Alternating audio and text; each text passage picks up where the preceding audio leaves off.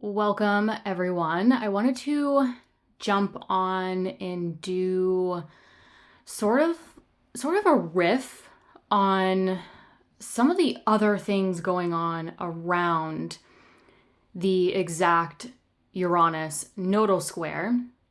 Now, the exact nodal square will happen on June 12th at 2 degrees 46 or 48 minutes. So the applying aspect, if you've been following me for a while or you work with me one-on-one, I really love to emphasize the applying aspect when the planet is pushing up towards that exact aspect, because this is usually when I find people feel it the most. And so if I'm being honest, sure, I'm doing Uranus square the nodes for this podcast episode, and, I'll get into some of the details around that, but we're already in it. We're already feeling it. Some of you actually could have felt it in April, definitely May, certainly by now when you're listening to it. And so we're already in it. Uranus has been applying to the nodes for some time.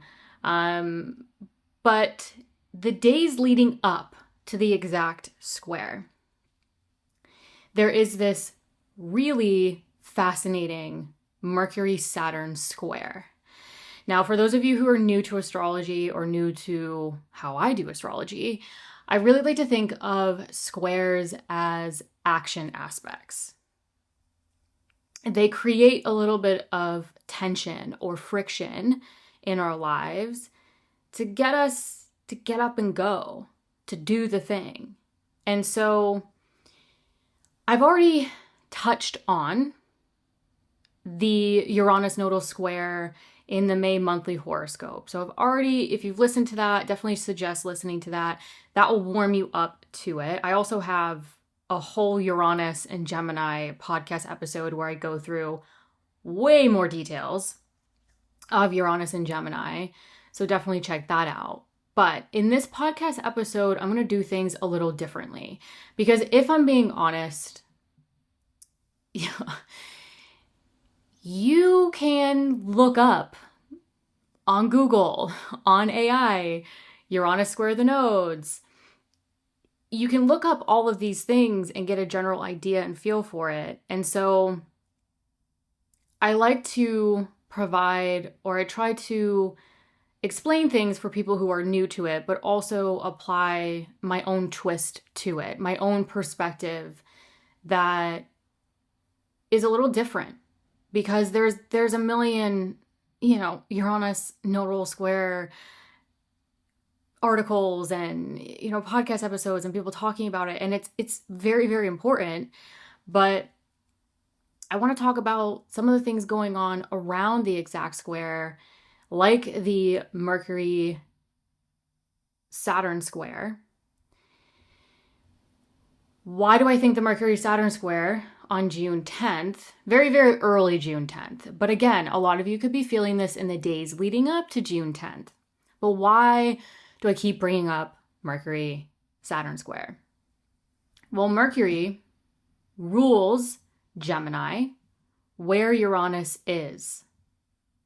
And Mercury also rules Virgo, where the South Node is. So Mercury rules over major areas of where this Uranus nodal square is happening. Now, Saturn in this Mercury-Saturn square leading up to the exact Uranus nodal square rules over Aquarius, where Pluto is starting to join this Uranus-Pluto trine that's starting to apply and intensify over the coming weeks and months. But we're really in it for a few years on and off. But this is where Uranus is starting to really amplify and push up to a trine with Pluto. We have Uranus, the planet of innovation, rebellion, destabilization, change. And Pluto in that Saturn ruled area, Pluto, the planet of transformation, empowerment. So the trine, the way I look at trines is it sort of dissolves the walls, dissolves the obstacles to create just sort of this natural flow. There is some level of effortless with trines. And Uranus now pushing up to this trine with Pluto, as Uranus is also forming an exact square to the nodes, is very, very important. But this Mercury-Saturn square, I think, is a major contextual clue as to what action, tension, stress, or friction we might be feeling to create more change. Squares are really great to create tangible change. As someone who has a lot of squares in their natal chart, I am a doer. I like to do to accomplish the thing, to get something out. I mean, I'm literally doing it right now, where I have an idea, I have to do the thing and put it out in the world. There's something tangible about it. So the Mercury-Saturn square, again, I really want to emphasize, so you understand the importance of the Mercury-Saturn square that I'm going to break down. Mercury ruling Uranus and the South Node involved in this major Uranus nodal square. Saturn involved in the Mercury-Saturn square. Saturn ruling over that Aquarius area of our chart that I will break down. So don't freak out if you don't know what I'm talking about right now. I just want you to understand the rulership and the areas and the importance of it. Where Saturn ruling over, right? Pluto is reporting to Saturn. So the Uranus-Pluto trine, I think, is starting to be activated as Uranus is square the nodes, as Mercury is square Saturn around this time. So, yes, Saturn rules over Capricorn as well. So some of you might see Capricorn affected, or those themes that it rules over, which I will break down, sort of come into play here. But for the purpose of time and for the purpose of this podcast episode, I am going to be focused on the areas that Mercury and Saturn activate with the transiting planets through those areas being activated. Now, of course, this is not conclusive. I don't have your natal chart. You could have natal placements in Aquarius, Capricorn, Virgo, Gemini that could be adding more themes, more contextual clues. So this is general.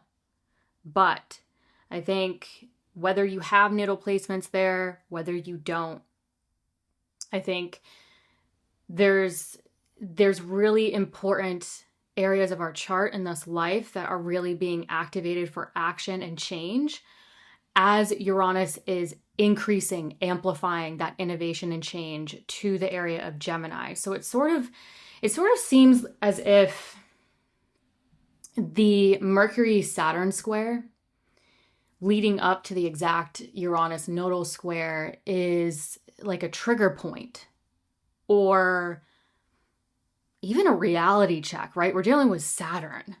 So the choices, the action, we're dealing with Mercury, the planet of communication. So sort of like choices, conversations, actions that we're engaging in may actually be sort of like directly feeding into the larger Uranus-Pluto trine. Trines dissolve obstacles. So it's sort of like this accelerated transformation that is really starting to build. But with Uranus square the nodes and Mercury as that potential trigger point of action leading up to that nodal Uranus square. I think a lot of us could be in that feeling or that sense of inevitable change. But with Saturn involved in the Mercury-Saturn square leading up to it, you know, Saturn is the structure, the discipline, and maybe there is some discipline or some structure or some decisions that are required for us to support that change, that innovation. For some of us, that accelerated transformation. So again, I'm going to break it down by rising sign. All of the timestamps are in the description below. If you're on YouTube, you might have to dig for it a little bit, hit more a couple times, but they are there, I promise.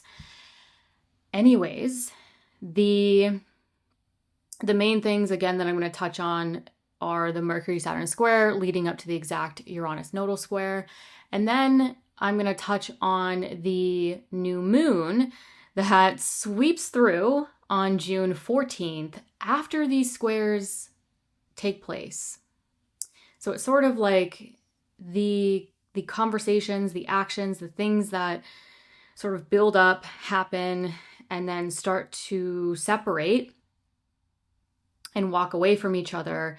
This new moon just happens, you know, the timing of it's really, really interesting to me, which is why I really want to discuss it in context or in reference to these squares, because the new moon sweeps through Gemini, where Uranus has just made a square to the north and south node, signaling, you know, there's this new wave or this new chapter sort of settling in after the action that we've taken.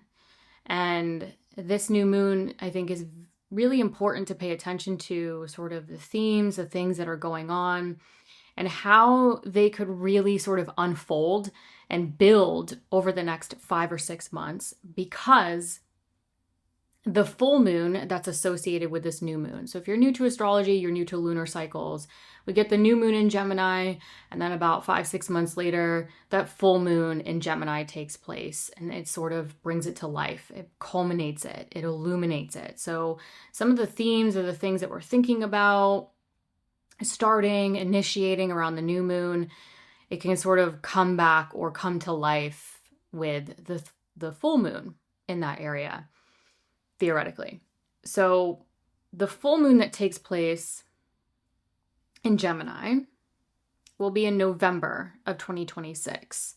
So whatever's happening around now, whatever actions, decisions, choices you are making, you could really see it sort of unfold and build up to November of 2026, particularly because that full moon in Gemini will actually be merged or conjunct Uranus. So there is really strong nodal connections to Uranus in June of 2026 with this new moon there, that is then connected to the full moon in November of 2026, potentially bringing to life, coming to fruition, or illuminating the things around this time. But that full moon is merged with Uranus, which is very, very stimulating. That is a supercharged full moon, by the way. So this story playing out around now could definitely be sort of culminating into something much larger when we get to the end of 2026. So again, this is not conclusive. I'm not going to talk about every square, every aspect around Uranus squaring the nodes. But anyways, I'm going to stop jibber jabbering and get into this. Hi, Aries Risings. So starting on June 10th, again, a lot of you could really feel this Mercury-Saturn square leading up to June 10th.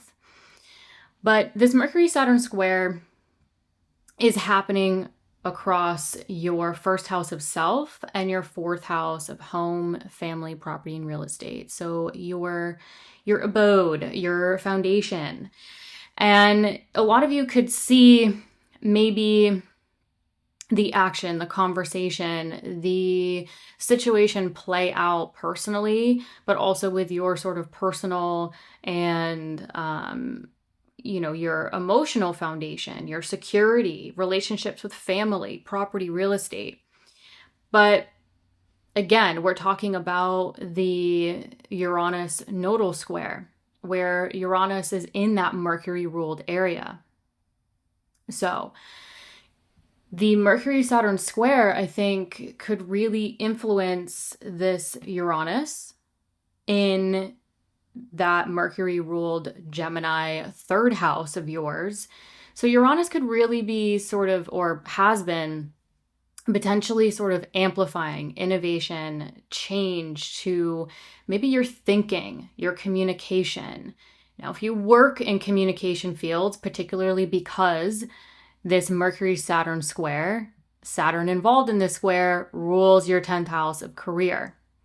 So if you work in communication fields with Uranus square that node, this is definitely a time where maybe something's shifting, maybe something is changing, innovating around that area for you.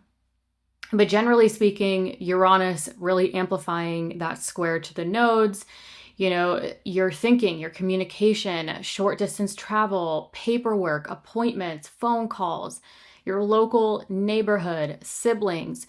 This is your familiar environment, those people, places, and things within your everyday familiar environment.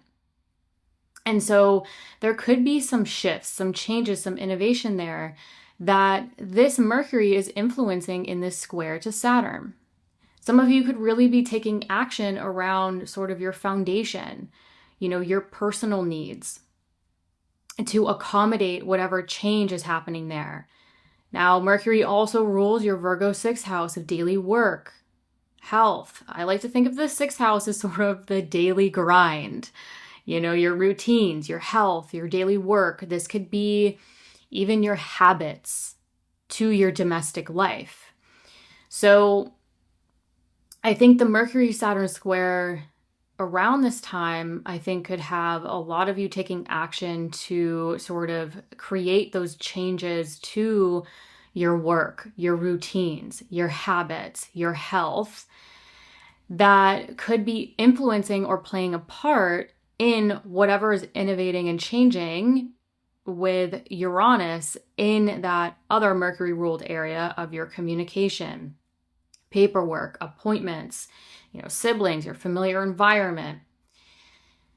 Now, Saturn rules this Capricorn 10th house of career. So for some of you, a lot of the action, the shifts, the changes could be due to sort of a career, your public recognition life. But Saturn rules over this Pluto. Pluto is reporting to that Saturn in the square. And that Pluto is in your Aquarius 11th house. Friends, groups, teamwork, long-term goals, which could also be career related depending on your natal chart. So with Uranus not only squaring the nodes, but really starting to push up and apply to this trine with Pluto, this trine could really start to push the accelerated change, innovation, transformation to maybe your thinking, communication, again, your local familiar environment that's also potentially shifting, transforming, empowering sort of who you surround yourselves with, your friends, your groups, goals. But, the Mercury-Saturn square, I think, could be the action to create the change, not only to your daily domestic life, your routines, your work, but also Saturn involved in this square could also be sort of assisting Pluto in creating the change, the transformation, the empowerment to maybe who you want to surround yourselves with, things going on with friends, your personal and professional social network, your long-term goals. Now, when we get to June 14th, so the exact square happens June 12th with Uranus and the nodes. But on June 14th, this is when that new moon sweeps through your Gemini third house at 24 degrees. It's right on the cusp by the minute. But this new moon sweeps through after the Mercury-Saturn square takes place, after the exact Uranus nodal square takes place. So these squares created the action, maybe initiating that change, maybe for some of you, that tangible change.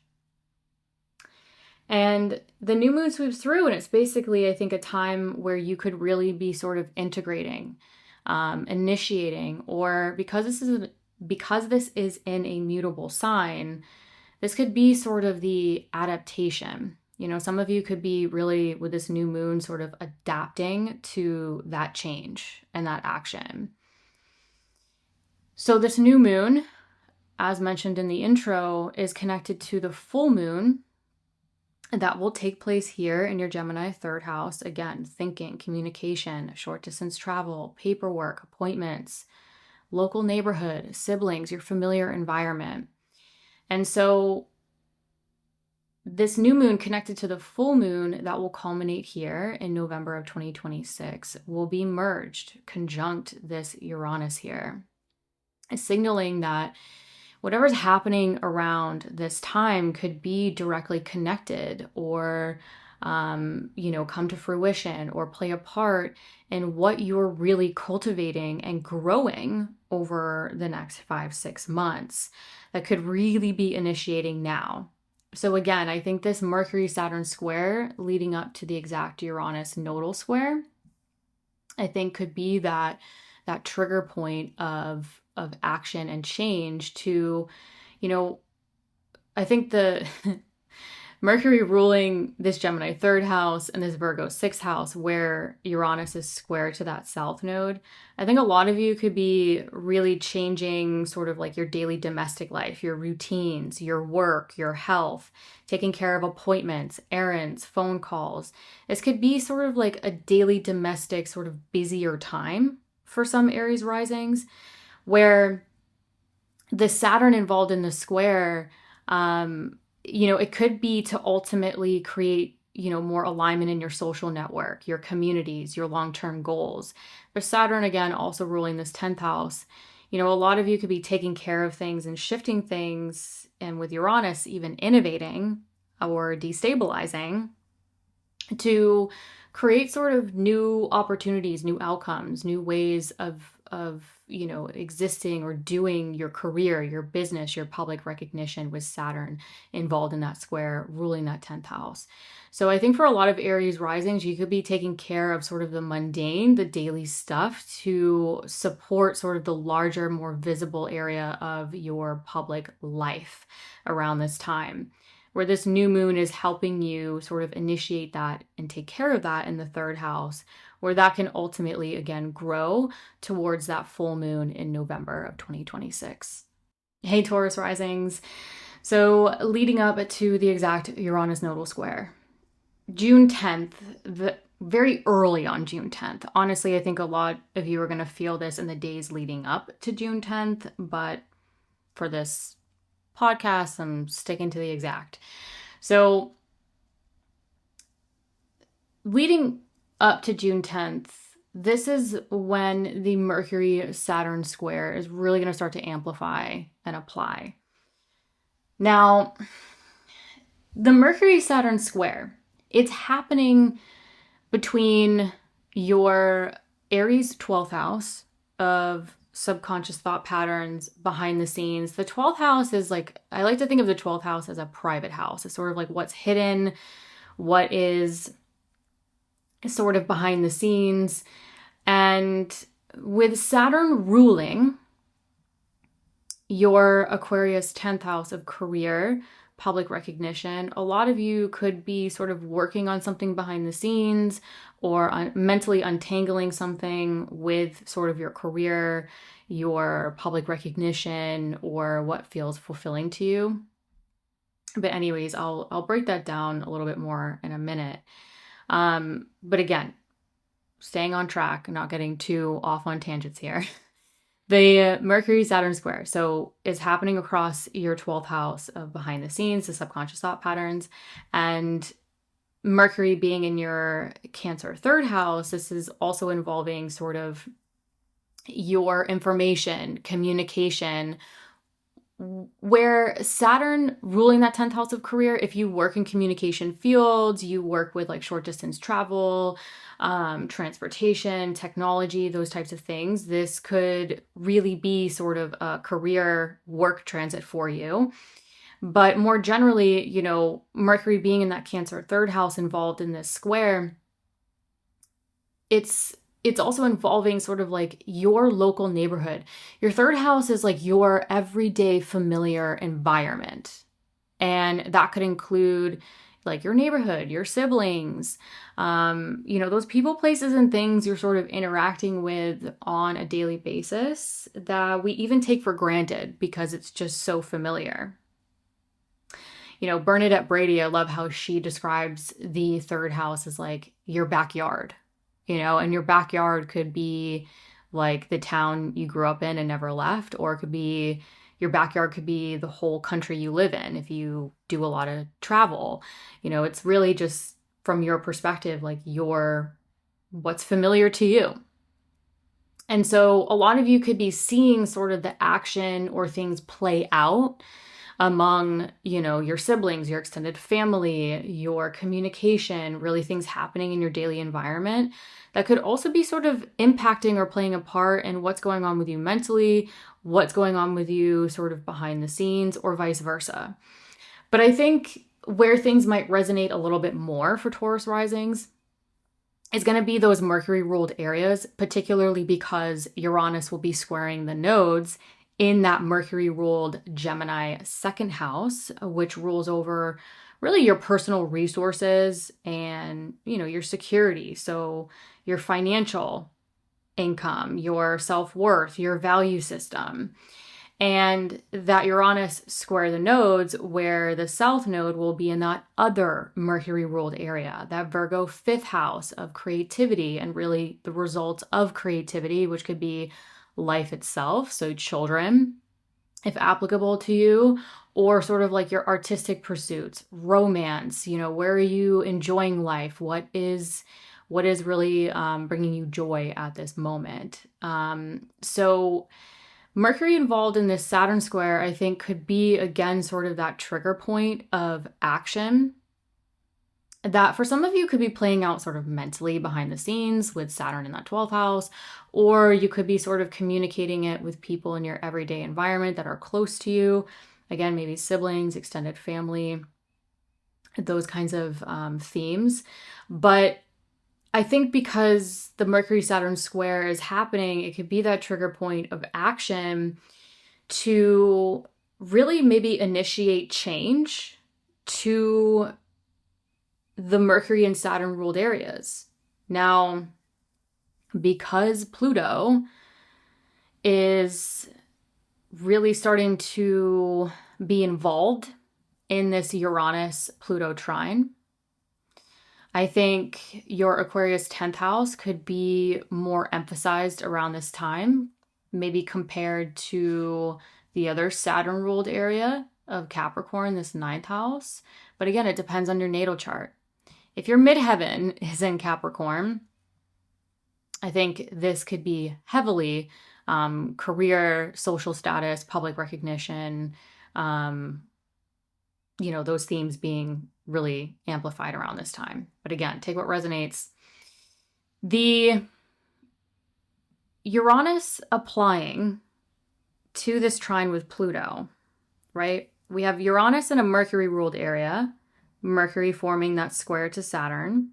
And then we have Pluto in a Saturn ruled area, also with Saturn in the square to Mercury. So I think this could be the action, the tension, or the change happening that could be sort of playing a part in Uranus square the nodes, right? Amplifying that innovation and change to maybe, your budget, your personal resources, your self-worth, your value system, but also playing a part in what could be sort of accelerating that change and that transformation to sort of the financial system, your value systems, and also sort of your social status, your career, what feels fulfilling to you.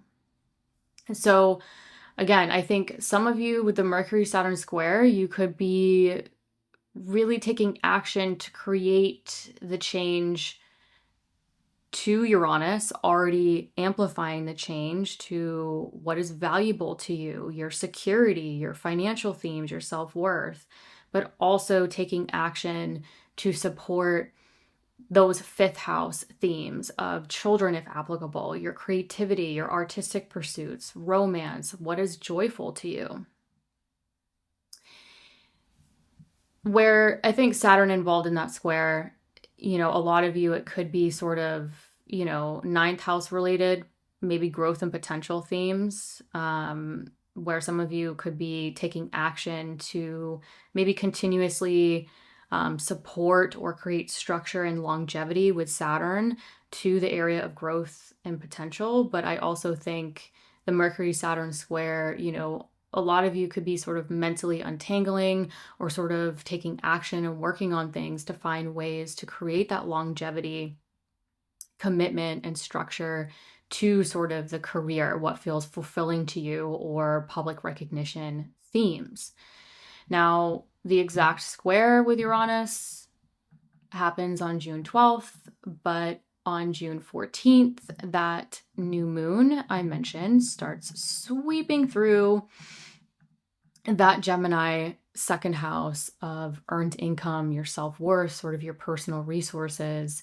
And I think, this new moon, the timing of it sweeps through after we had Mercury Saturn square, after Uranus made the exact square to the north and south node. So it's sort of like whatever action you took, whatever sort of shifts and changes really amplified leading up into June, this new moon comes along after those squares take place. And I think this is where some of you might be adapting to the change, right? Because this new moon is in a mutable sign. And so there could be some new chapter or new idea, but I think there could be some adaptability to it. Maybe some of you are adapting to this new chapter, this new opportunity, this new budget, new value system, whatever it may be. But I think it's important to pay attention to whatever sort of new waves, new ideas, even if it seems minuscule, because this new moon is connected to the full moon that takes place here in your Gemini second house in November of 2026. And that full moon will be merged with Uranus in your second house. So very stimulated full moon, very energized. And so what could be playing out, even if it seems minuscule around this time, important to kind of take note of it, see how it might grow into something much larger, particularly towards the end of this year, where that full moon is going to be really energized and amplifying really your second and eighth house axis, really your financial axis. So some of you actually might be taking action and change around things around this time that could actually be playing into a larger financial picture towards the end of 2026. All right, Gemini risings, this Uranus square the nodes that again goes exact on June 12th.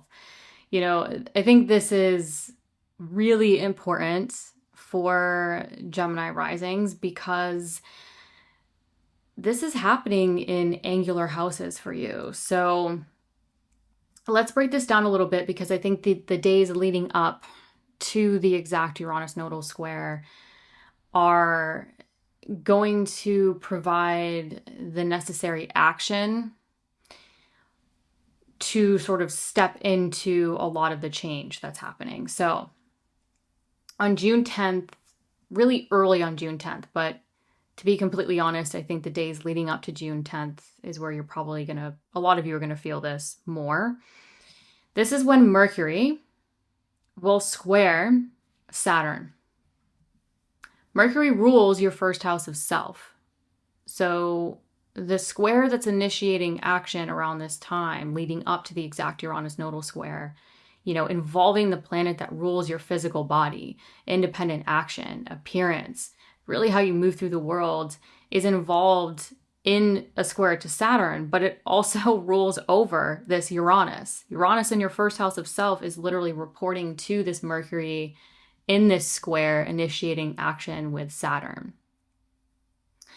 So this Mercury-Saturn square, Mercury will be in your Cancer second house of really sort of like your finances, your security, your personal resources, your self-worth, your value system. Square Saturn in that Aries 11th house. So think like your friends, your community, your long-term goals. So a lot of you could be taking action around a long-term goal that feels very personal to you. And some of you could be taking action regarding some financial situation, the foundation of your values, again, long-term goals. This might involve personal and professional social network as well. But what I think will really resonate with a lot of Gemini risings is the Mercury and Saturn ruled areas of your chart that are particularly and specifically involved in the Uranus nodal square and Uranus starting to apply and amplify the trine to Pluto in a Saturn ruled area. So again, Mercury rules the south node involved in this Uranus nodal square. Mercury rules over your Gemini first house, where Uranus is squaring the nodes. The Mercury-Saturn square, again, Saturn rules over this Pluto involved in this amplifying trine with Uranus. So Saturn rules over your Aquarius 9th house. It also rules over your Capricorn 8th house. So as a side note, some of you might see sort of long-term financial themes, trust, wills, inheritance are even here. Partners' resources, if applicable, could be a thing.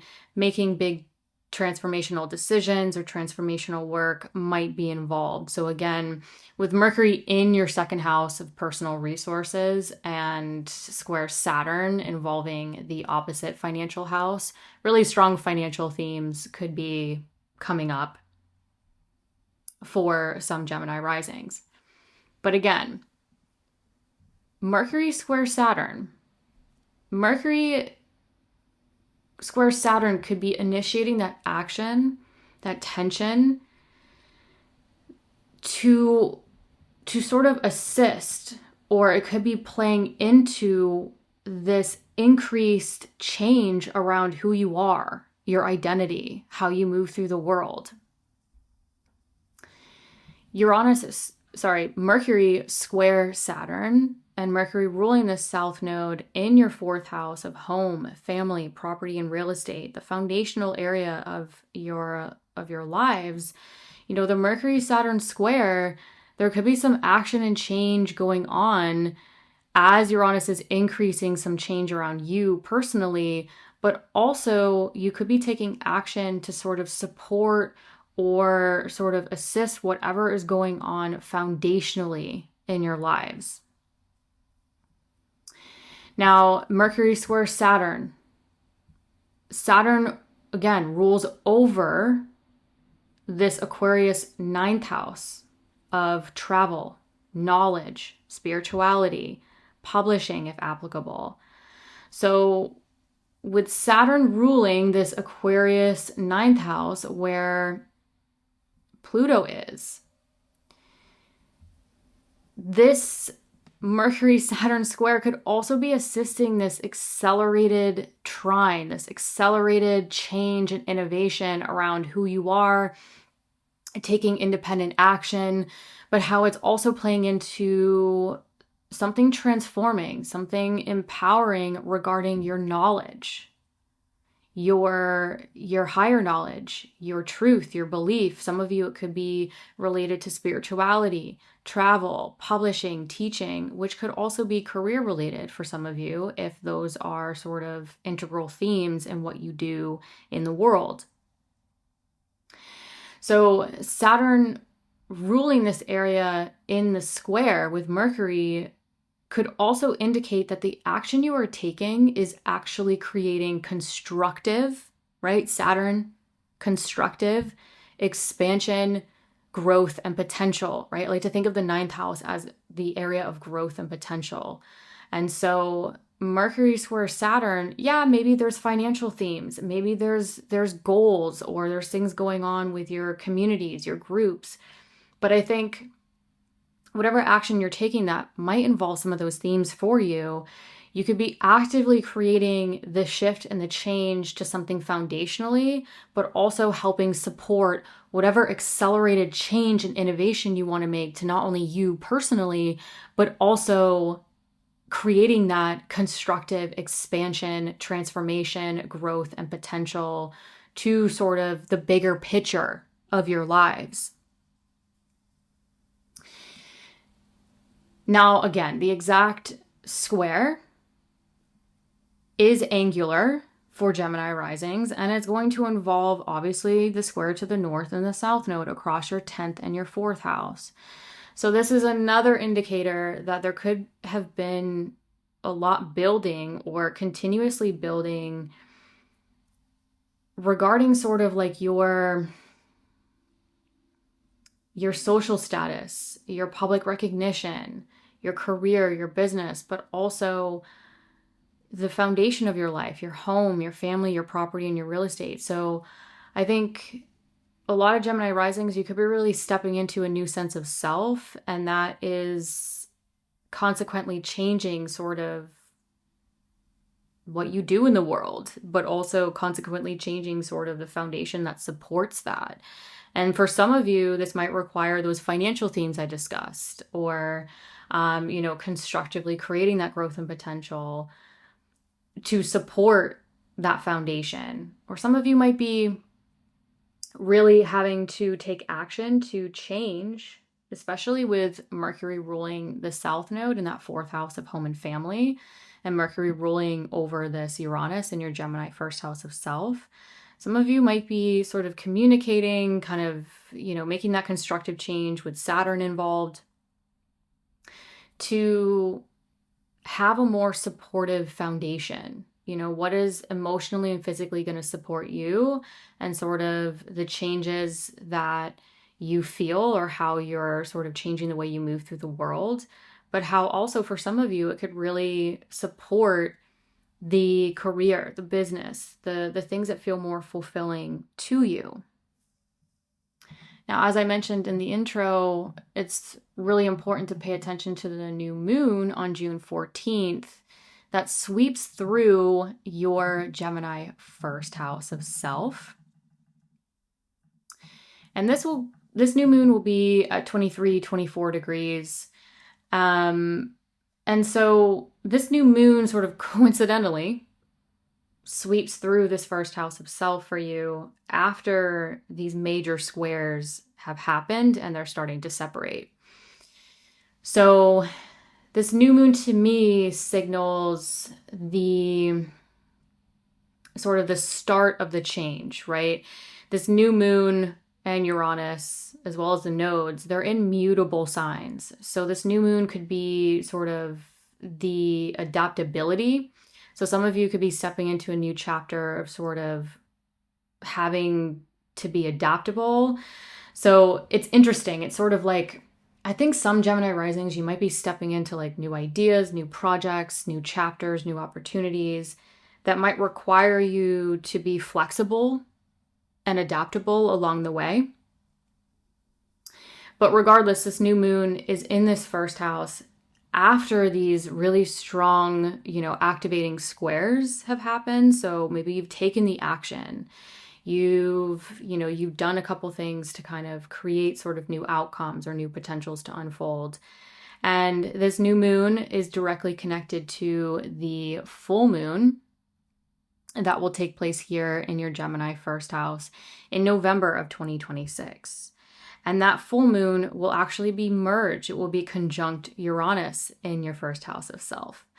So I think it's important to not underestimate the details of what's initiating around this time, to not underestimate the action, conversation, initiating, changing, adapting, whatever it may be. Because I think with this new moon connected to a full moon that will be merged with Uranus in your first house, it's sort of like whatever's happening around now that maybe for some of you it's created a lot of change and a lot of activation. It's probably going to build, adapt, and evolve to something much bigger towards the end of 2026, especially with the full moon in November of 2026 that will be merged with Uranus, really activating. I mean, that's a really energized, stimulated full moon that will be completely illuminating this first house of self. So again, not underestimating that what you could be working on or sort of adapting and changing that might require some personal changes to support whatever it is you're working on or doing around this time. But either way, I think, not underestimating that whatever you're doing now could actually sort of come to fruition or be fully illuminated, involving you personally come the end of 2026. Hi, Cancer Risings.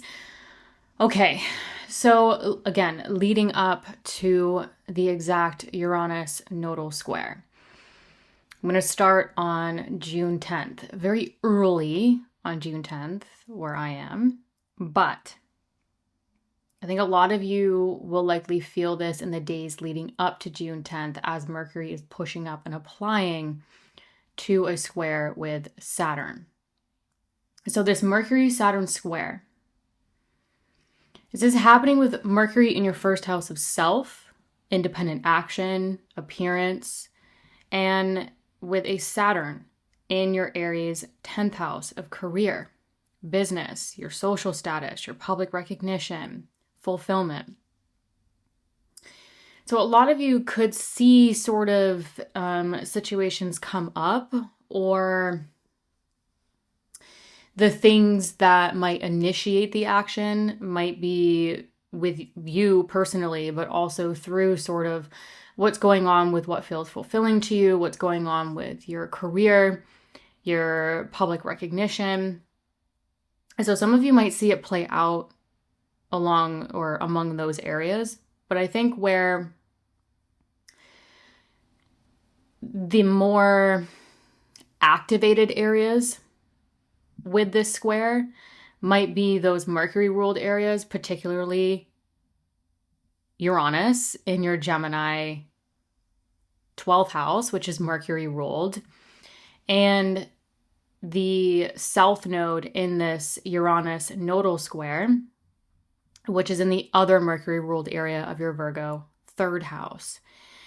So I think the Mercury-Saturn square might really create sort of like the action, maybe the stress, or the thing to get up and go, to ultimately have some of you sort of create the new outcomes or the changes to this 12th house. So the 12th house, this is interesting because it's sort of like your subconscious thought patterns, solitude. It's a more private, hidden area of life. So sort of what's going on behind the scenes, what are you working on behind the scenes? And so some of you, this could be sort of like resources, making really important decisions, because Saturn in this Mercury-Saturn square rules this Aquarius 8th house, which is sort of like major change, transformation, transformational decisions, finances, resources.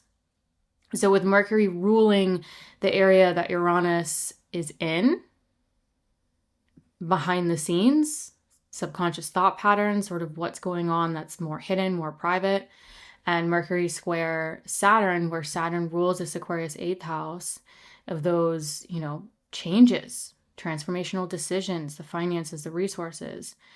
Some of you might be sort of, really taking action or, working on something that requires you to sort of innovate and change or untangle some mental thought patterns or sort of seek solitude to sort of initiate the innovation and change regarding a financial situation, maybe having to untangle your thought patterns in order to make a big decision. For some of you, again, take what resonates. Now, Mercury also rules this Virgo 3rd house, where that South Node is involved with the Uranus nodal square. So Mercury square Saturn, some of you might be taking action to create sort of that constructive change, right? We're dealing with a Mercury Saturn square, and Saturn being sort of like the responsibility, the discipline, the structure.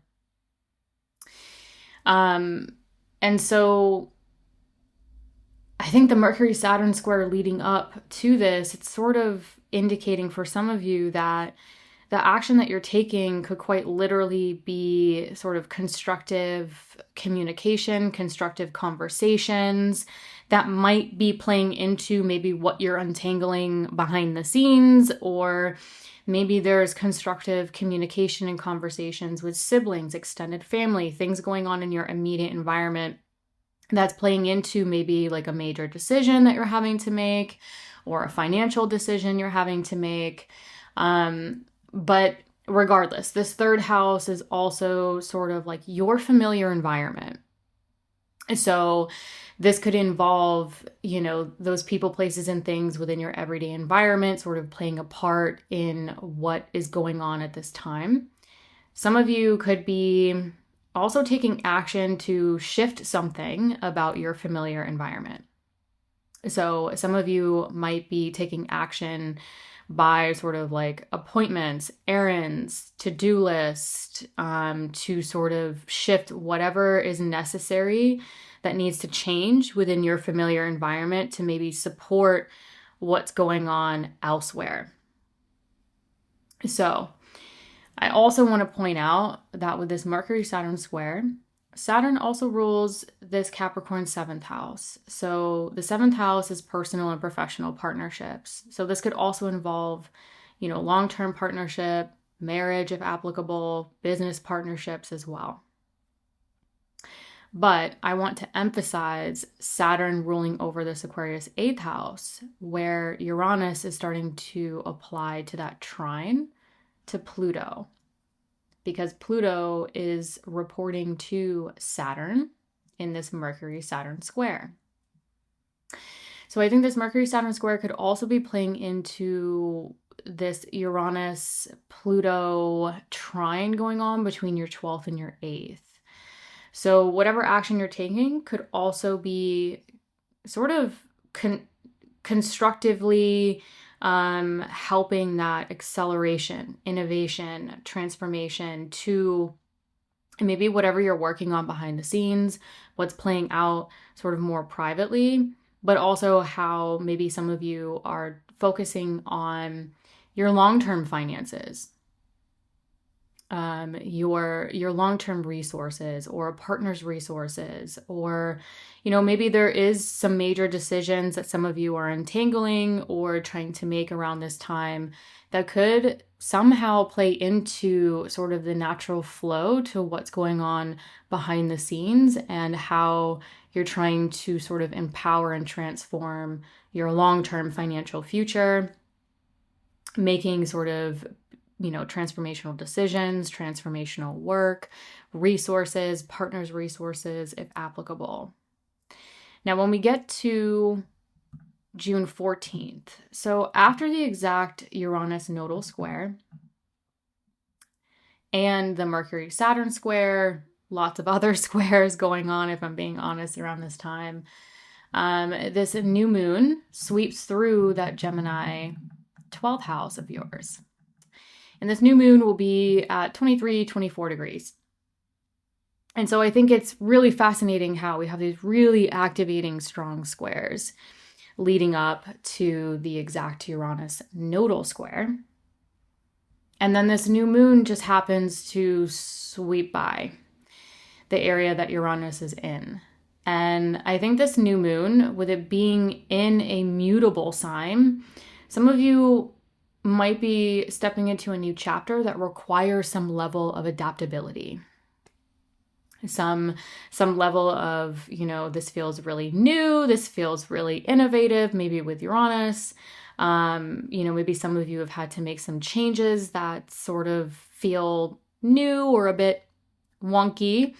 Either way, this new moon in a mutable sign, I think, is sort of leading all of us into a chapter where it's like, okay, it's a new chapter, but let's not have too many expectations and sort of take it one step at a time. Be adaptable, open to continual innovation and change along the way.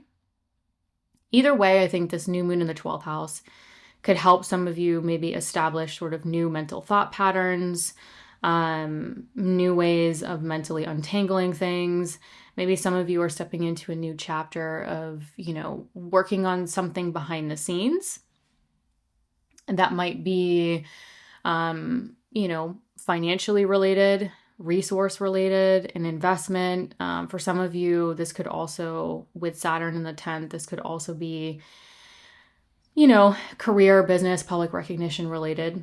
But I think all in all, it's important to pay attention to the specific themes, even if they seem minuscule, even if they seem like nothing really major is happening around this time, because this new moon is connected to the full moon that will take place here in your Gemini 12th house in November of 2026. And that full moon will be merged and connected to Uranus. So full moons are already quite energized, but for a full moon to be conjunct and merged with Uranus in November of 2026 is like supercharged. That is a very, very, especially in an air sign, a mutable sign, it's just, that to me is just a very intense full moon in November of 2026. And that full moon towards the end of this year in Gemini could really be the time where what's unfolding right now, like the details, the things that you're taking action on or working on, could actually come to full fruition,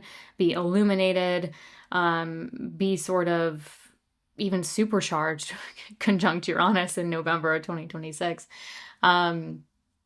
What's happening now could really be unfolding and building to something much more significant or even meaningful towards the end of 2026.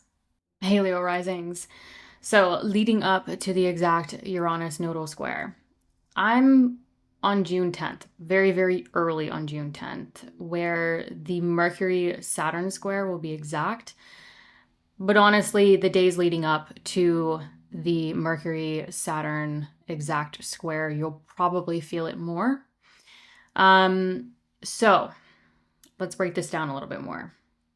The Mercury-Saturn square is happening across your Cancer 12th house of sort of what's hidden, solitude, behind the scenes. It's definitely more of a private, hidden area of our chart and thus lives, your subconscious thought patterns, your dreams, etc.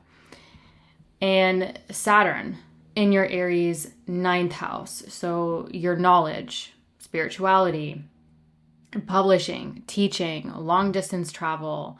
I like to think of the 9th house as, again, the growth and potential themes. What specific themes are resonating with you around your knowledge, your belief, travel, etc. So some of you could see the Mercury-Saturn square, which I think is activating Uranus in a Mercury-ruled area and Pluto in a Saturn-ruled area and the South Node in a Mercury-ruled area. So I'm going to break that down in a minute. But some of you could see this play out more privately with Mercury in the 12th. Some of you might be, working on something behind the scenes, untangling something. Like the square to Saturn, you could be taking action by being alone, seeking solitude, working with your subconscious thought patterns. And Saturn in the ninth is sort of like, what are you working on behind the scenes, or something that might feel more private and hidden to you that is also maybe influencing your spirituality, your belief, your knowledge, sort of your overall growth and potential. Now, Saturn does rule your Capricorn 6th house of your daily work, health, routines, your daily grind. So this could also be involving, some shift around your routines, your work, your health. And Saturn, where Pluto is starting to get involved in this trine with Uranus, square the nodes, Saturn rules your Aquarius 7th house, where Pluto is. And that's really your personal and professional partnerships. So maybe, your personal, professional partnerships are also kind of going on or being involved somehow with this Mercury-Saturn square that I think is creating the action and the change to what Uranus is really amplifying, innovating, changing, even destabilizing around sort of your groups, your communities, your long-term goals. Now, I want to break down the Mercury ruled areas a little bit, particularly for Leo risings, because, well, not only because Uranus is in that Mercury 11th house of yours, and the South Node is in that second house of your personal finances, your resources, your security, your self-worth. So this Mercury-Saturn square, I think for a lot of Leo risings, what might really resonate is sort of whatever action you're taking that might involve, some of those Saturn ruled areas that I mentioned with like work, routines, partnership. It actually might be to create sort of a new sense of personal security, financial, spiritual, resources, finances. Maybe some of you are taking action, maybe privately, behind the scenes, maybe with close partnership, to create the change to this South Node in that Mercury Virgo second house of yours, where it's sort of like, well, what action are you taking to consequently change the foundation of your personal security, your money, your value system? And because Mercury squares Saturn, I think this could indicate that Saturnian sort of constructive longevity. So some of you could really be taking action around like new budgets, new value systems, personal security stuff, to initiate that innovation and change that Uranus might be really increasing and amplifying as it's been squaring the nodes. So maybe your long-term goals have changed. That is now having you sort of shift some things around to say, okay, how do I want to change my work, my health routines? How is that influencing sort of my financial future, my resources, my value system? But Mercury, again, also rules this Gemini 11th house where Uranus is. So whatever action you're taking, I think, could directly be feeding or sort of be activating that destabilization, that shift, that change to who you surround yourselves with. Now, with Saturn ruling your Capricorn 6th house of daily work, health, and routines, this is also where I put coworkers. So if you, with Uranus in that 11th house of like teamwork and groups, and Saturn ruling your 6th house of where I'd put coworkers, some of you might be seeing a lot of innovation and change to like your teams that you work in, your colleagues, your coworkers, and that might be changing the work you do, and that could consequently kind of shift sort of how you're managing your finances or your resources. I know for me as a Leo rising personally, I'm definitely shifting things, in my opinion, quite drastically around my business. I mean, I'm keeping the podcast, but I'm focusing on building a much larger I said project, that will rapidly sort of innovate and shift how I connect to the masses, right? How I connect to all of you. So, putting that in the 11th house is sort of, well, if I'm changing that, if I'm changing my business, if I'm changing who I work with, my day-to-day routines, that's going to, as a business owner, that's going to consequently kind of shift to this Virgo second house, right? My personal finances, how I make money. So just to give you kind of like a personal example of what I mean by that and how you can kind of take the bits and bops and kind of put them together for yourselves. Now, again, Saturn also rules this Aquarius 7th house where Pluto is. Now, this is interesting because I also think this Mercury-Saturn square is not only the action, maybe the constructive action that's feeding into Uranus square the nodes in that Mercury-ruled area, but I think the Mercury-Saturn square is also feeding into and playing a major part in Uranus applying to Pluto in a Saturn-ruled area. So I think the Mercury-Saturn square could be sort of overlooked or underestimated for some of us, and how it's playing a part into this Uranus-Pluto trine that is sort of like, the dissolution of obstacles. It's like a rapid acceleration of innovation, change, transformation, empowerment between the long-term goals. Who you surround yourselves with, right? Your groups, your communities, and that 7th house of partnership, whether it's personal or professional. So whatever actions you're taking or changing around, some of the things that I've discussed, it could also be changing professional partnerships. It could be sort of rapidly accelerating sort of that innovation and change on how you connect with others, especially if you have, business partnerships or, connections are really important in the work that you do.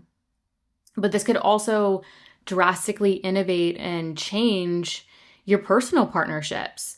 So for some of you, maybe things are really shifting and changing, right, with what I've discussed, and it requires you to maybe get more support, or maybe there is some level of sort of transformation and empowerment with those long-term partnership or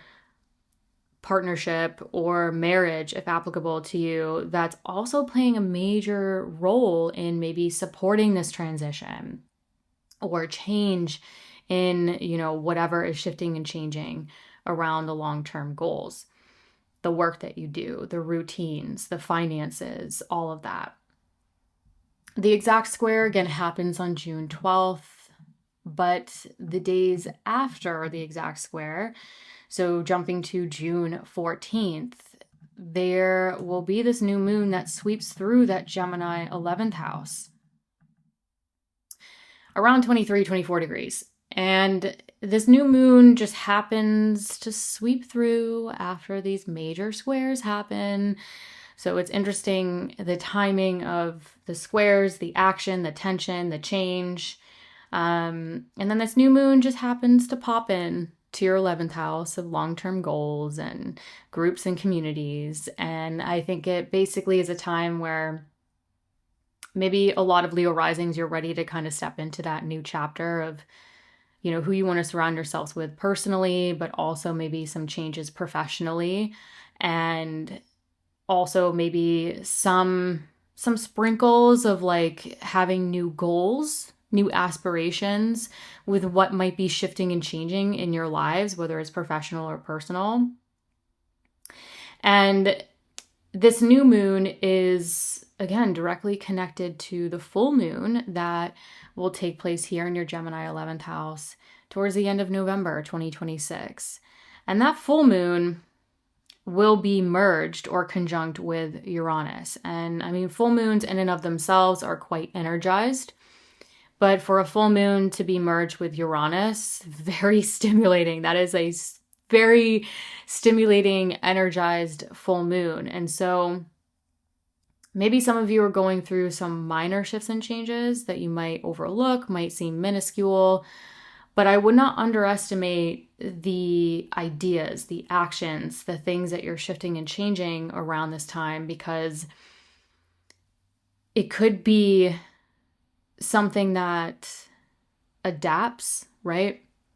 This new moon and Uranus it's an immutable sign, indicating there's some level of adaptability, some shifts, some ability to kind of stay open to the change and the adaptability. So this could indicate that some of you around this time are kind of stepping into something new that might require some adaptability over time, right? Not getting too attached or fixed, right? This isn't a fixed sign to, fix into one way, kind of initiating the chapter, but kind of maybe staying open to how it's going to evolve, how it's going to innovate, right? Uranus is there. So there could be some like sudden shifts and changes that might require that adaptability. So again, what's unfolding around this time and potentially initiating for a lot of you could really be actually growing into something much larger, much more significant towards the end of 2026, when that full moon merges with Uranus in that 11th house of long-term goals, groups, and communities. Hey, Virgo Risings. So really early on June 10th, leading up to the exact Uranus nodal square, there will be the exact Mercury-Saturn square. So I think particularly for Virgo risings, you could feel this more personally just because Mercury rules your Virgo first house of self, physical body, taking independent action. And Mercury also rules the South Node involved in this Uranus nodal square. So I think for Virgo risings, you could, a lot of you could feel this more viscerally, more personally in the days leading up even to June 10th. So the Mercury-Saturn square, let's start off small and kind of work our way into more details here. The Mercury-Saturn square is happening between your Cancer 11th house of groups, communities, your long-term goals, your personal and professional social network, stuff like that. And Saturn in your 8th house of transformation, transformational decisions, like major changes even. Or the 8th house could be more financial themes and resources. So some of you could see some things happen around, maybe some of you are making a major decision. Maybe some of you are working through sort of like financial themes, resources that might involve long-term goals, or, it might be a literal translation with Mercury being the planet of communication in your 11th house. Some of you might literally be, having conversations and communication amongst like your close groups and communities and friendship in order to take action on what you're trying to constructively figure out around this time. But I think some other things that might actually resonate a bit more with Virgo risings is the areas that Mercury and Saturn rule, particularly your Gemini 10th house of career, public recognition, your social status, what's fulfilling, because Mercury rules over this Gemini 10th house of yours, where Uranus is squaring the North and South node. Mercury also ruling your Virgo first house of self, where that South node is. So whatever action you're taking, it could directly sort of impact changes to you, your physical body, taking independent action, and or it could create sort of the increased innovation and change that Uranus is theoretically increasing with the square to the nodes around sort of your career, your projects, your social status, your, what feels fulfilling to you. Now, Saturn rules your Aquarius 6th house, where this Pluto is. So not only do I think this Mercury-Saturn square could be creating the action, feeding into what Uranus is changing, maybe around what feels more fulfilling to you, career situations, public recognition, that could be directly impacting you and also maybe how you connect with others, personal and professional partnerships. But I also think that this Mercury-Saturn square could be impacting or sort of influencing the Uranus-Pluto trine that's starting to really build. So the Mercury-Saturn square, as Uranus is square the nodes and really starting to apply to Pluto, could be very activating to these areas. So with Saturn ruling your sixth house of daily work, health, routines, your daily grind, that Mercury-Saturn square could be playing into the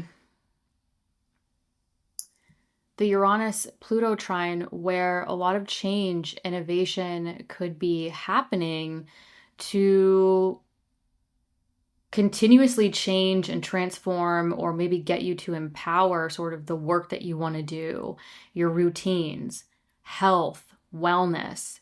So for some of you, I feel like some Virgo risings, this could be due to like a health situation, wellness, especially with the South Node being Mercury ruled.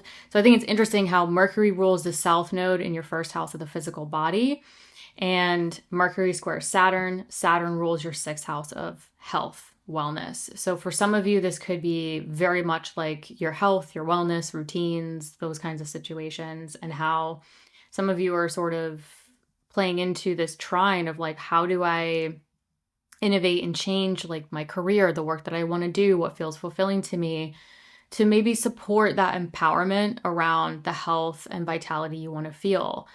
So, taking it a little bit deeper, realizing that the type of work that we choose, what feels fulfilling, our career, can directly impact our health and our routines, right? But for some of you, this might be really, really emphasizing the career, the work, the colleagues, the coworkers, with Uranus being very activated, not only square the nodes, but also activated by this Mercury-Saturn square, with Mercury ruling over this area that Uranus is in and the South Node. So I think the square to Saturn could definitely be sort of initiating the action, the decisions, the long-term goals that could be playing into something you really want to really change around your health, your work, your routines, etc. Now, I will also point out, because some of you who know astrology and know your chart, Saturn also rules your Capricorn fifth house. So for some of you, this could be, the fifth house is a place of joy. And so this could be your creativity. So, children, if applicable to you, could be involved in this, as well as any sort of, creativity, artistry, romantic situations, and, your overall self-expression.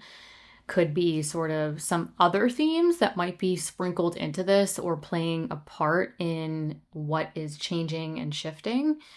So when we get to June 14th, so June 14th is this new moon that sweeps through your Gemini 10th house of career, business, your social status, your public recognition, what's fulfilling. And this new moon sweeps through after these really activating squares and potential action have taken place. So sort of like these squares happen and they start to separate, and then all of a sudden a new moon sweeps through the area that Uranus just made an exact square to the north and south node to. So I think the timing of that's significant. So whatever action you're taking around this time, whatever's really unfolding, we get to June 14th, where this new moon sweeps through a very visible area of your chart in this life. And this could indicate sort of whatever's unfolded around this time where you've taken action. Maybe some of you have made, some major changes, some major decisions. Maybe it's around like a work situation, a health situation. Or some of you might have been sort of consulting with friends or sort of, looking at financial situations that might be involved in this like health or work situation for some of you. Whatever it may be, again, take what resonates. This new moon sweeps through, and I think it's indicating sort of the time to initiate and step into this new chapter, this new idea, this new plan that ultimately is going to cultivate and unfold over the next 6 months or so.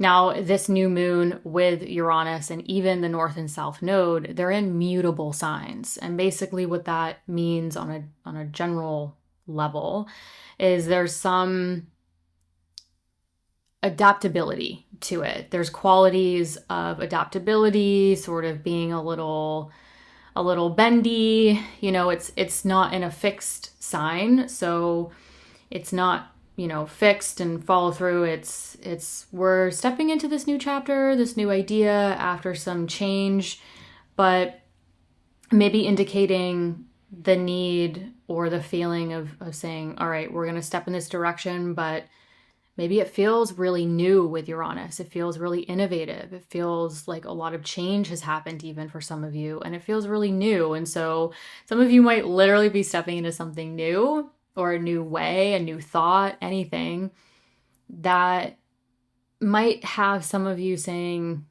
I have to stay open-minded. I have to stay sort of adaptable to how this thing is going to unfold. Either way, this new moon is connected to the full moon that will take place here in your Gemini 10th house towards the end of November 2026. So whatever is changing and shifting and getting activated, and maybe some of you are really taking action to create that tangible change with some of the themes that I've kind of gone through at this point, don't underestimate what is being activated or sort of unfolding around this time, because it could actually be building towards that full moon in Gemini connected to this new moon towards the end of November 2026, where the full moon in November of 2026 will actually be merged or conjunct Uranus. And that is hella stimulating. That is the full moon in an air sign, in a mutable sign, conjunct Uranus, which is like sudden change, stimulation, our nervous system, it's just very, very stimulating. And so don't underestimate the openness, maybe the adaptability, stepping into this new chapter, seeing what even, small things kind of evolve, because the full moon in November of 2026 connected to this time in June could indicate that what is unfolding around now could actually build into something a lot more significant, could actually build and, really come to fruition towards the end of 2026. And that will be in your 10th house of career, business, what feels fulfilling to you. So, maybe some of you are focused on that action and that change to kind of change your life to something that feels more fulfilling, that supports your health, the work that you want to do. And it requires maybe some action and change to sort of aligning to what feels joyful for you, what feels, what routines are ultimately going to support that. And maybe you have friends with Mercury in that 11th house. Maybe you have close groups, friends that you can sort of lean on to help you take that action or that constructive action and change that could be initiating around this time, with Uranus really amplifying and increasing, more innovation and more change to the area of what you want to do in the world and what feels fulfilling to you. Hi, Libra Risings. So starting on June 10th, very, very early on June 10th, where I am, we're going to have the exact Mercury-Saturn square. I want to point out though that I think a lot of you are going to feel the Mercury Saturn square in the days leading up to June 10th.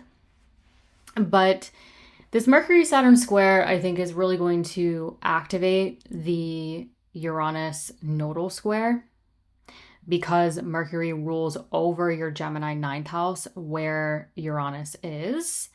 And Mercury also rules over your Virgo 12th house where that south node involved in the square is. So let's break this down a little bit more with Saturn's influence and everything else. So Mercury Saturn square. This is happening across your 10th house of career, your social status, your public recognition, what feels fulfilling, and your 7th house of personal and professional partnerships. So some of you might see a situation play out with your connections with others, a personal or professional partnership regarding sort of like a career situation, a career project, public recognition, what feels fulfilling, those types of things. So some of you might see it play out among those themes. However, where I think some other areas might resonate more deeply with Libra risings is going to be the Mercury ruled areas, particularly because Uranus is forming a very strong, tight square to the north and south node in a Mercury ruled area. So this Mercury Saturn square, whatever action you're taking around this time, that could definitely involve like your connections with others, partnership, career, etc. I think it could actually create sort of change, innovation, even increased change, innovation, and, action to your Gemini ninth house. So this could be changing sort of your beliefs, your knowledge, travel, international sort of affairs or foreign affairs. This could also be changing sort of like teaching, publishing. So whatever you're taking action on, it could actually sort of directly innovate and change your overall growth and potential. Now, another area to look out for with this Mercury Saturn square really activating this Uranus nodal square, it's going to be this Virgo 12th house, because the south node involved in this square is here.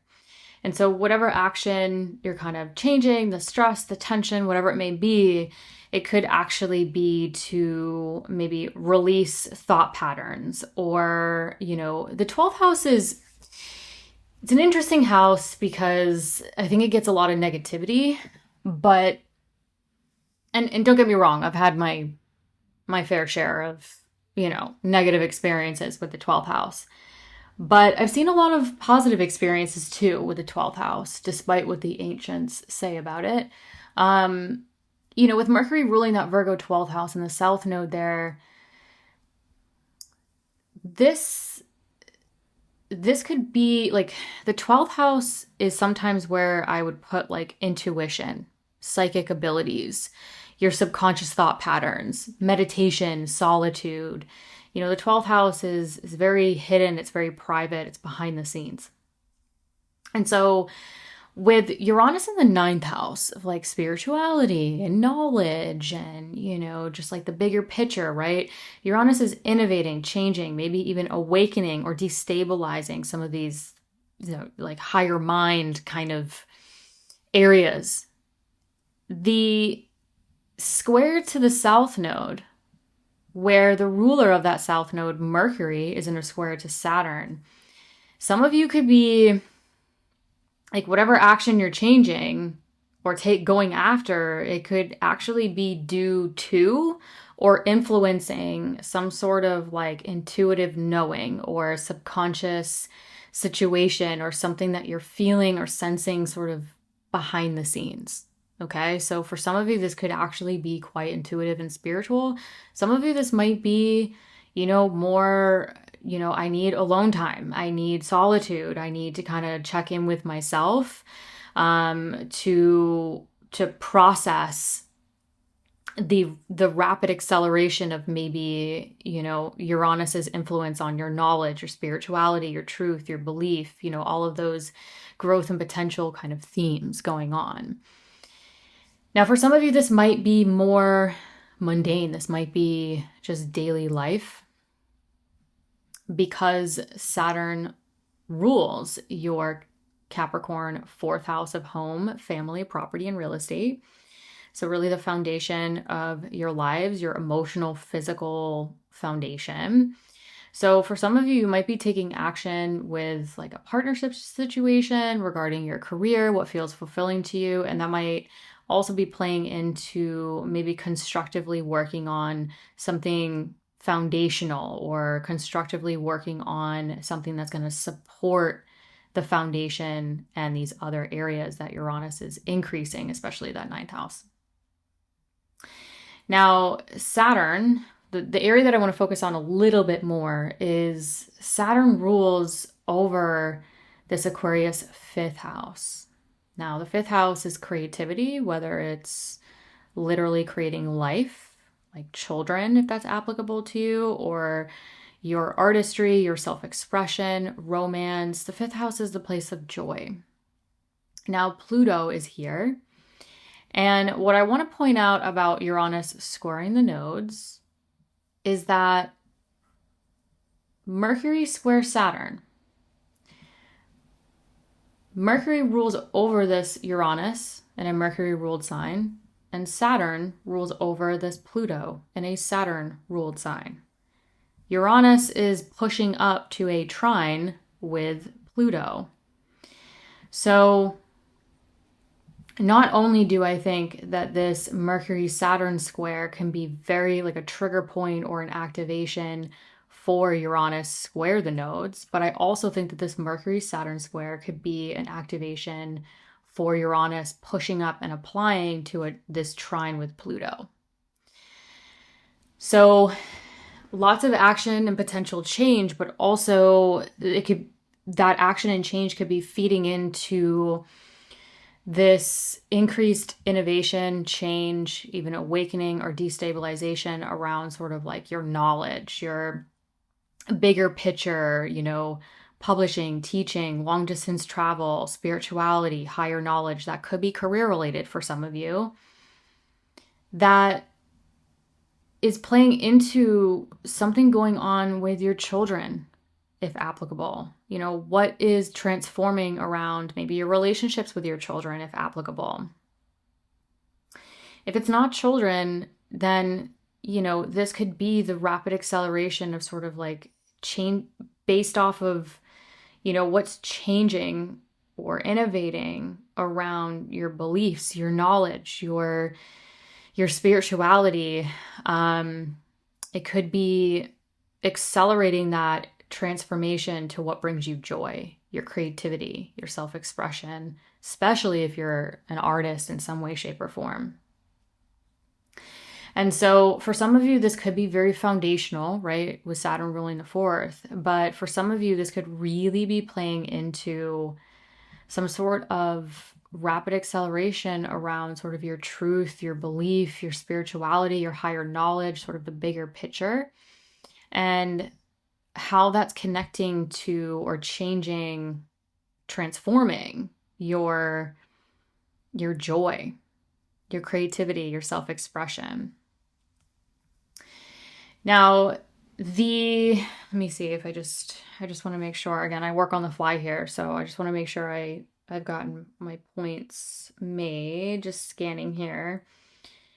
So again, just want to reiterate the importance of this Mercury-Saturn square being a potential activation or trigger point for the South Node and Uranus in a Mercury-ruled areas, and Saturn involved in the square, ruling your fourth house and fifth house, particularly with Pluto in that Saturn-ruled fifth house, starting to have tighter, closer conversations up here with Uranus, making that direct square to the nodes.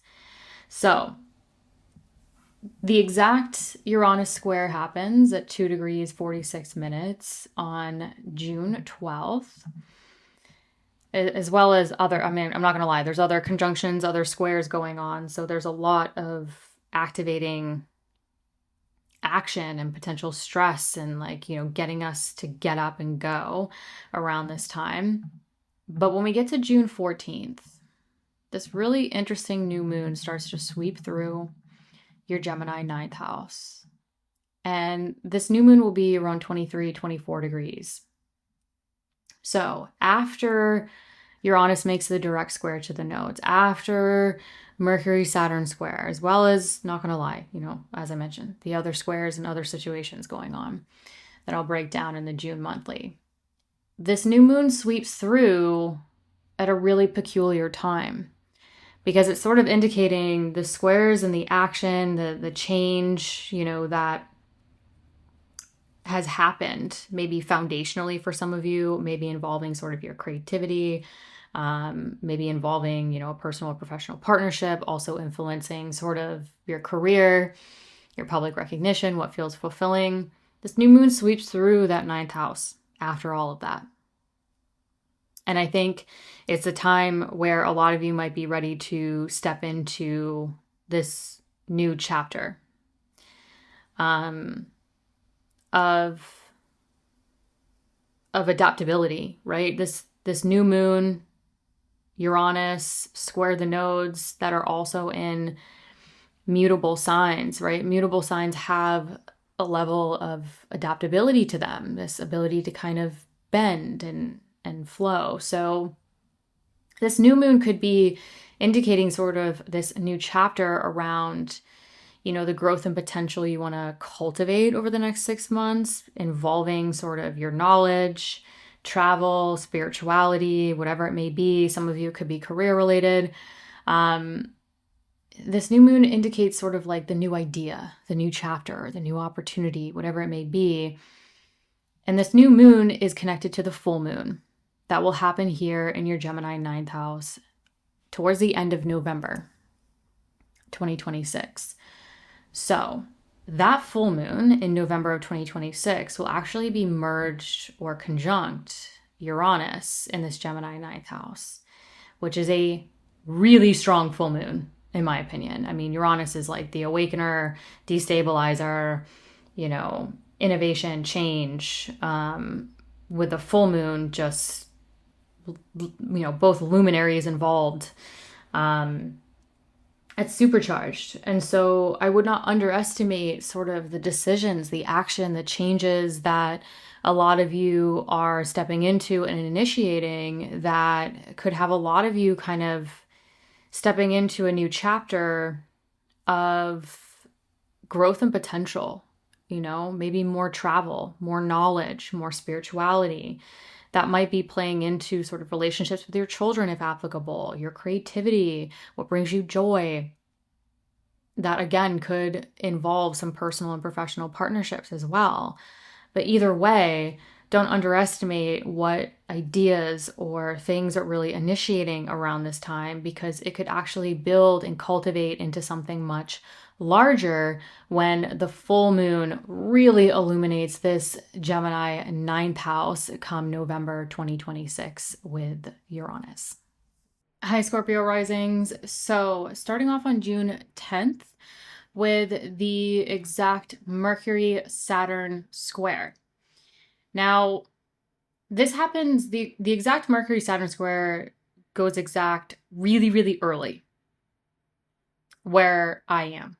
But I think that most of you will feel the Mercury-Saturn square in the couple days leading up to June 10th with the applying aspect. But the Mercury-Saturn square, it's happening with your Cancer ninth house. So Mercury in your Cancer ninth house, this is, your higher knowledge, your spirituality, your long distance travel, publishing, teaching. So those growth and potential themes that could be career related for some of you. Square Saturn in your Aries sixth house of daily work, health, routines. So think health, wellness, your work, your colleagues, your coworkers, and sort of the daily grind. And so some of you could see the square that I think is helping activate the the Uranus nodal square, particularly because Mercury involved in the Mercury-Saturn square rules over this Gemini 8th house where Uranus is. And Mercury also rules over this Virgo 11th house where the South Node is. So Mercury square Saturn, you could see this play out with those themes involving sort of your knowledge, your spirituality, travel, publishing, teaching, especially if you work in those fields, and sort of, generally the daily work, the health, the routines. But where I think it's going to resonate more with Scorpio risings is going to be those Mercury ruled areas, because that is where the majority of the Uranus nodal square is taking place. So the Mercury-Saturn square, I think, is going to sort of activate that action, that tension, maybe even stress for some of you to create the change or go after something. That could be playing into sort of the increased change, innovation, and activation to, maybe some of you making major decisions, financial themes, partners' resources, if applicable. That could also be creating sort of new 11th house long-term goals, social network, your groups, your communities. So even though the Mercury-Saturn square is happening between your 6th and your 9th, I think it could really be sort of activating that Gemini 8th house of major decisions, changes, long-term finances, resources, and that Virgo 11th house of long-term goals. Maybe consulting with groups and communities that might be playing a part in the decision, or finances, resources, etc. The other area I have my eye on is your Aquarius 4th house of home, family, property, and real estate. So your emotional, physical foundation, because the Mercury-Saturn square, again, I think really playing into the activation of Uranus at this time. Saturn rules over this Aquarius 4th house, but that's where Pluto is.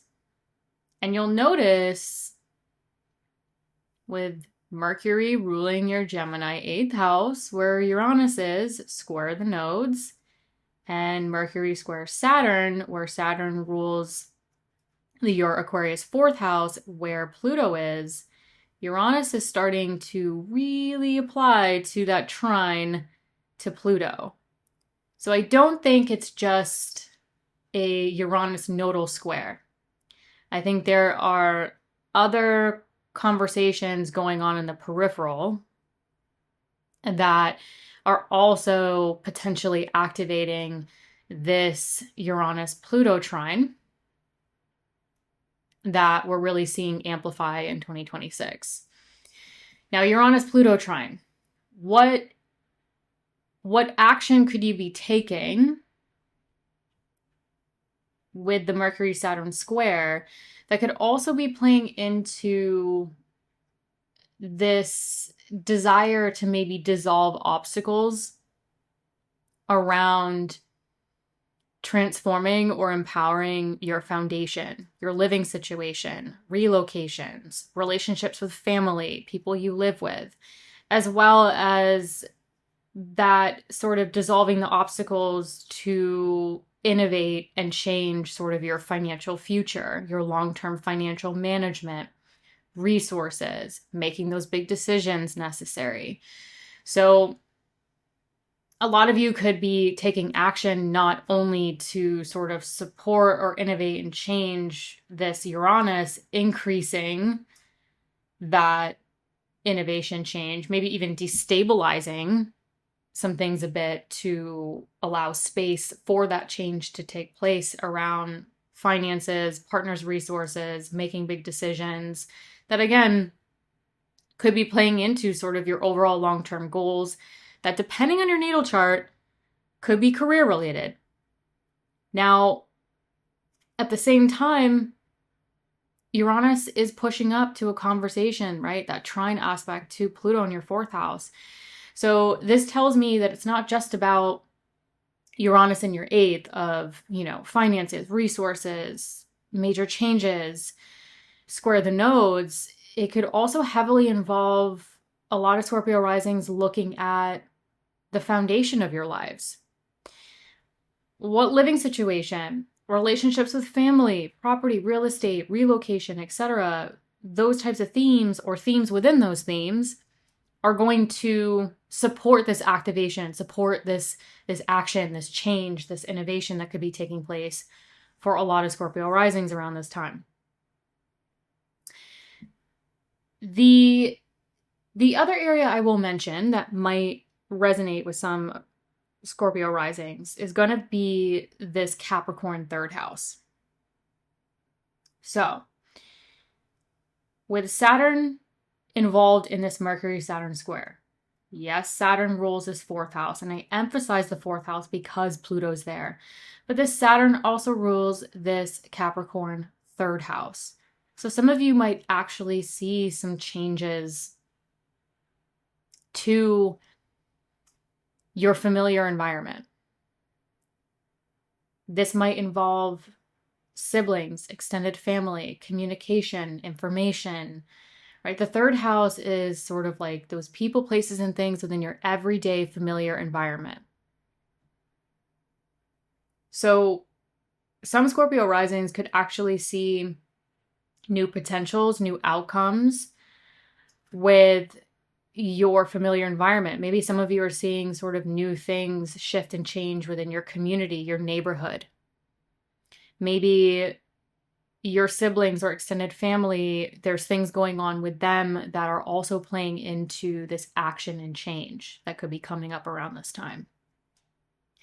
So for some Scorpio risings, it might actually be more everyday familiar environment, right? Like the communication, like the third house is even like your phone, your car, your laptop, like things in your familiar environment that you kind of just take for granted. You just use them every day. So for some Scorpio risings, this doesn't have to be this like huge major life event. This could quite literally just be, what's shifting foundationally? What are you changing in your familiar environment? That might be tweaking or editing things to support your long-term financial future, your long-term goals, who you want to surround yourselves with. But for some Scorpio risings listening, I also, there might be some major things happening around this time too. So when we get to June 14th, June 14th is when that new moon moves through that Gemini 8th house of yours, and the new moon will be around like 23, 24 degrees. But we have all these squares, and then the Uranus square, the north and south node, goes exact on June 12th. So we have all these major activating squares, which means action, change. And we get to June 14th, where this new moon just happens to pop in. It's sort of, this new moon is sort of like when you have it just like the example popped in my head. When you have a really nosy family member who's maybe like retired and has too much time on their hands, and maybe there's like all these things happening in your life, or you haven't kind of sat down to update them, but then they just, some major thing happens or some changes unfold, and then all of a sudden they come by with coffee and they happen to be in the neighborhood. That's kind of how I look at this new moon. This new moon, I'm just like, what are you doing? You just like, how does this happen after so many activating squares, especially with Uranus in this Gemini area where this new moon is just happening to, I was just in the neighborhood. I'm just going to come by and pop in. So it's a little suspicious. But regardless, I think a lot's happened for some Scorpio risings at this point, and this new moon kind of sweeps through your 8th house, and I think is the opportunity to step into sort of like a new idea, a new chapter. I think with it being in the 8th house, maybe there's a sort of like a new decision, a new major decision being made, a new financial budget, maybe implementing sort of like new finances, new resources, whatever it may be. There could be, you know, ideas, opportunities, new chapters with this new moon that just happens to sweep on by after all this opportunity for action and tangible change for us. So don't underestimate what is going on with this new moon, because this new moon is, with the lunar cycles, is connected to the full moon in Gemini that will happen here in your Gemini 8th house come the end of November 2026. So this is interesting because the new moon on June 14th happens around the exact Uranus nodal square. And then the full moon, which is theoretically when things fully culminate, come to fruition, be fully sort of illuminated. That full moon in November of 2026 that happens here will be merged or conjunct with Uranus. Very, very stimulating, by the way. A full moon is already pretty energized, and then you put that with Uranus, sort of like the awakener, innovation, change. That's a strong full moon in Gemini that will be really activating and energizing really your financial axis come November into December of 2026. So whatever is shifting, changing, the action that you're making, whether it's like resources, major change, big decisions, partners' resources if applicable, it could be actually building up to something more significant or something much larger come the end of November 2026, even into December 2026. Okay, Sagittarius risings. I'm going to start off on that June 10th, where the Mercury-Saturn square goes exact. Very, very early on June 10th, where I live. The Mercury-Saturn square, I think a lot of us are going to feel this actually in the couple days leading up to June 10th, so just be aware of that.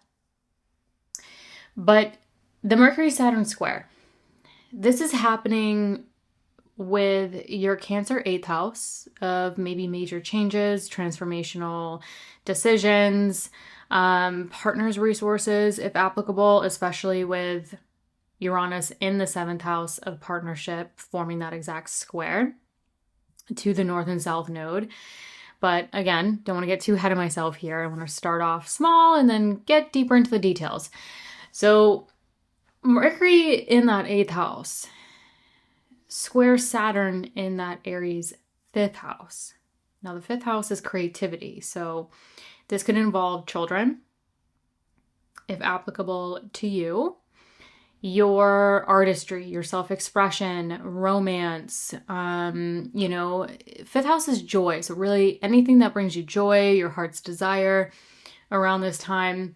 So some of you could see this really playing out with, financial themes, making big decisions, resources, children if applicable, or sort of, what brings you joy, your creativity, your self-expression, romance, etc. However, I think the areas that might resonate a bit more with Sagittarius risings is going to be your Gemini 7th house of personal and professional partnerships, including marriage, as well as your Virgo 10th house of career, business, or what you find fulfilling, as well as your public recognition. Because the Mercury-Saturn square is the action, sort of the tension or like trigger point for action and change, where Mercury rules over the South Node in that 10th house of career, public recognition, and Uranus in that Gemini 7th house of partnership, where Uranus is literally forming an exact square to the north and south node. So I think the Mercury Saturn square is going to be quite activating, like whatever action you're taking, maybe involving sort of like finances, resources, big decisions, that might involve your children, if applicable, or sort of like how to integrate more joy, more, more self-expression in your life even. It could create sort of this increasing innovation, change, and outcomes to personal and professional partnerships, sort of how you connect with others, as well as any career, business, public recognition, sort of changes or shifts to those areas as well.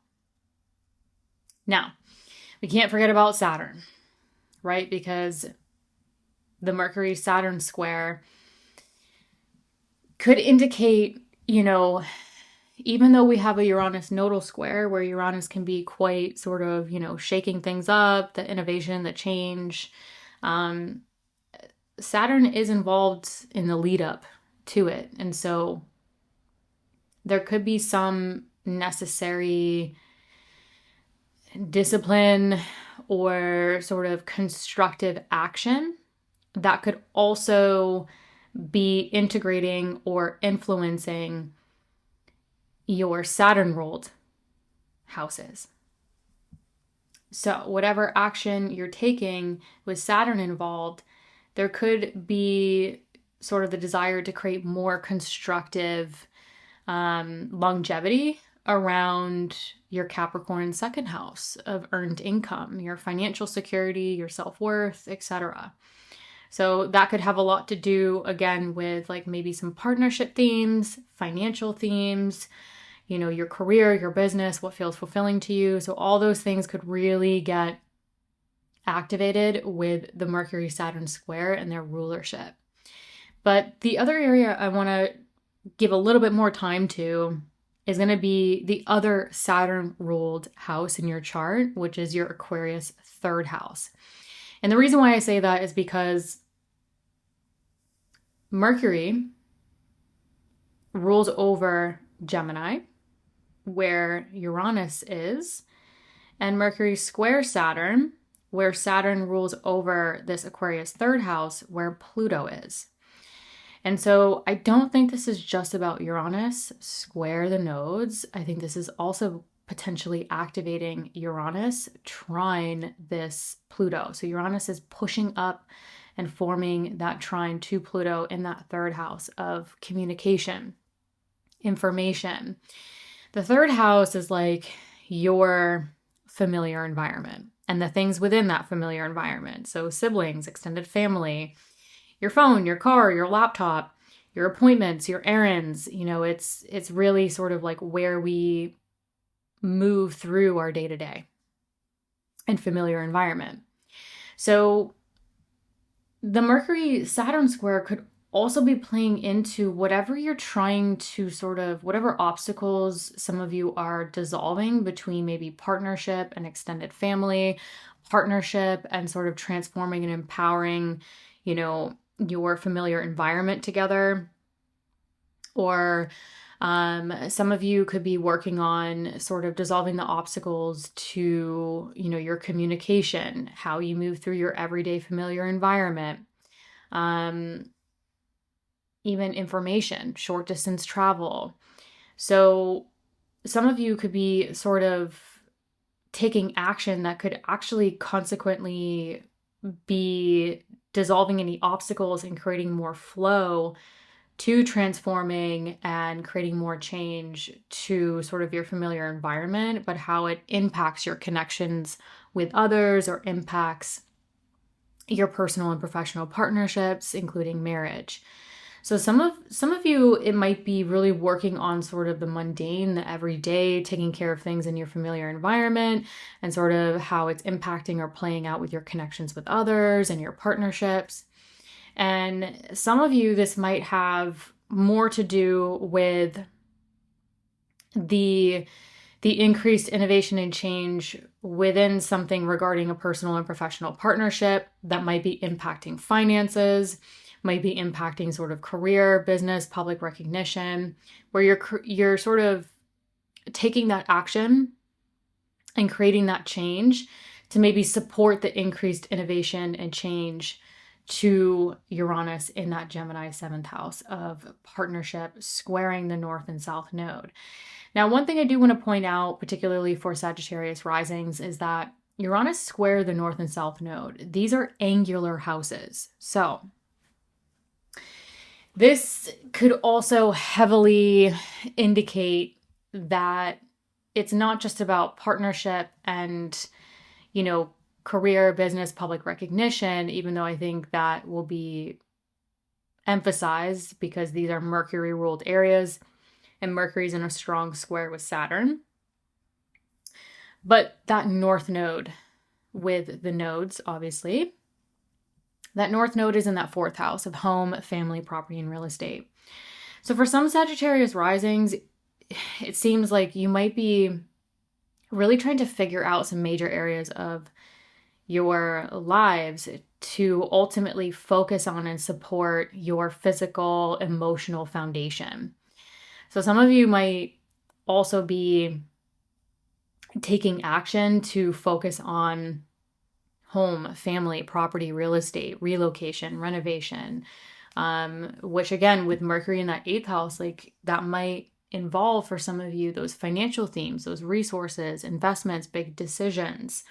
Square Saturn, where Saturn rules that 2nd house, that other house of finance. So some of you, this could be financial, sort of your partner's finances, business partnership finances, your own individual resources and security, to kind of work with the nodes where Uranus is increasing the area of, your how you connect with others, how you connect with sort of your long-term partnerships, so the partnerships you want, or things playing out within your marriage. So this looks like a lot of moving parts that might ultimately be playing into sort of the angular house. So not every rising sign has the nodes and Uranus in these angular houses that are sort of pillars to your life.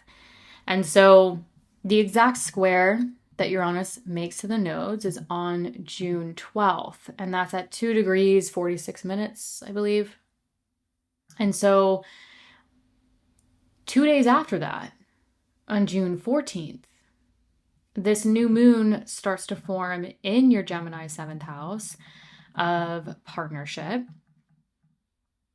And again, that partnership could be personal or professional or both. And this new moon is just very peculiar to me, how it just seems to pop in right after these really activating strong squares or points of tension, action, tangible change unfolds.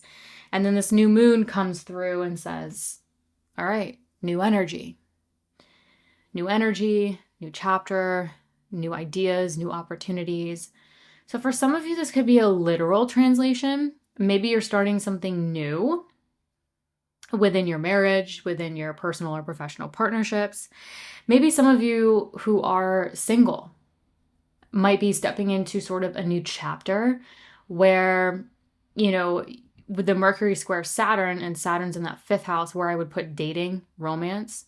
Maybe some of you who are single, you might be stepping into a new chapter of, shifting your perspective around how you connect with others, romance. It's interesting. I do feel like when we talk about the 7th house of partnership, a lot of people who are single or, not partnered up or going through whatever kind of get left out.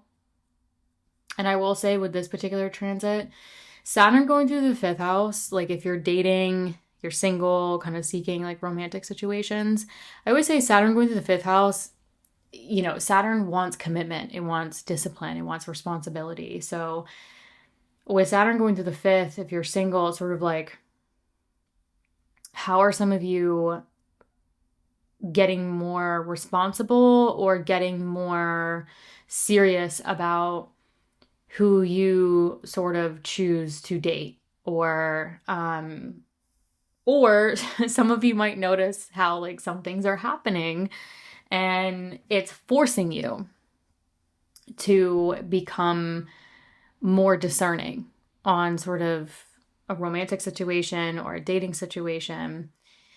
So I just wanted to add that in because I do feel single people sometimes get left out when we're talking about partnership. So just because we talk about the 7th house of partnership doesn't mean that it doesn't apply to you if you're single. So if you are sort of like wanting to date or you're seeking sort of dating or anything like that, this new moon could be sort of initiating a new chapter where Mercury square Saturn in that 5th house.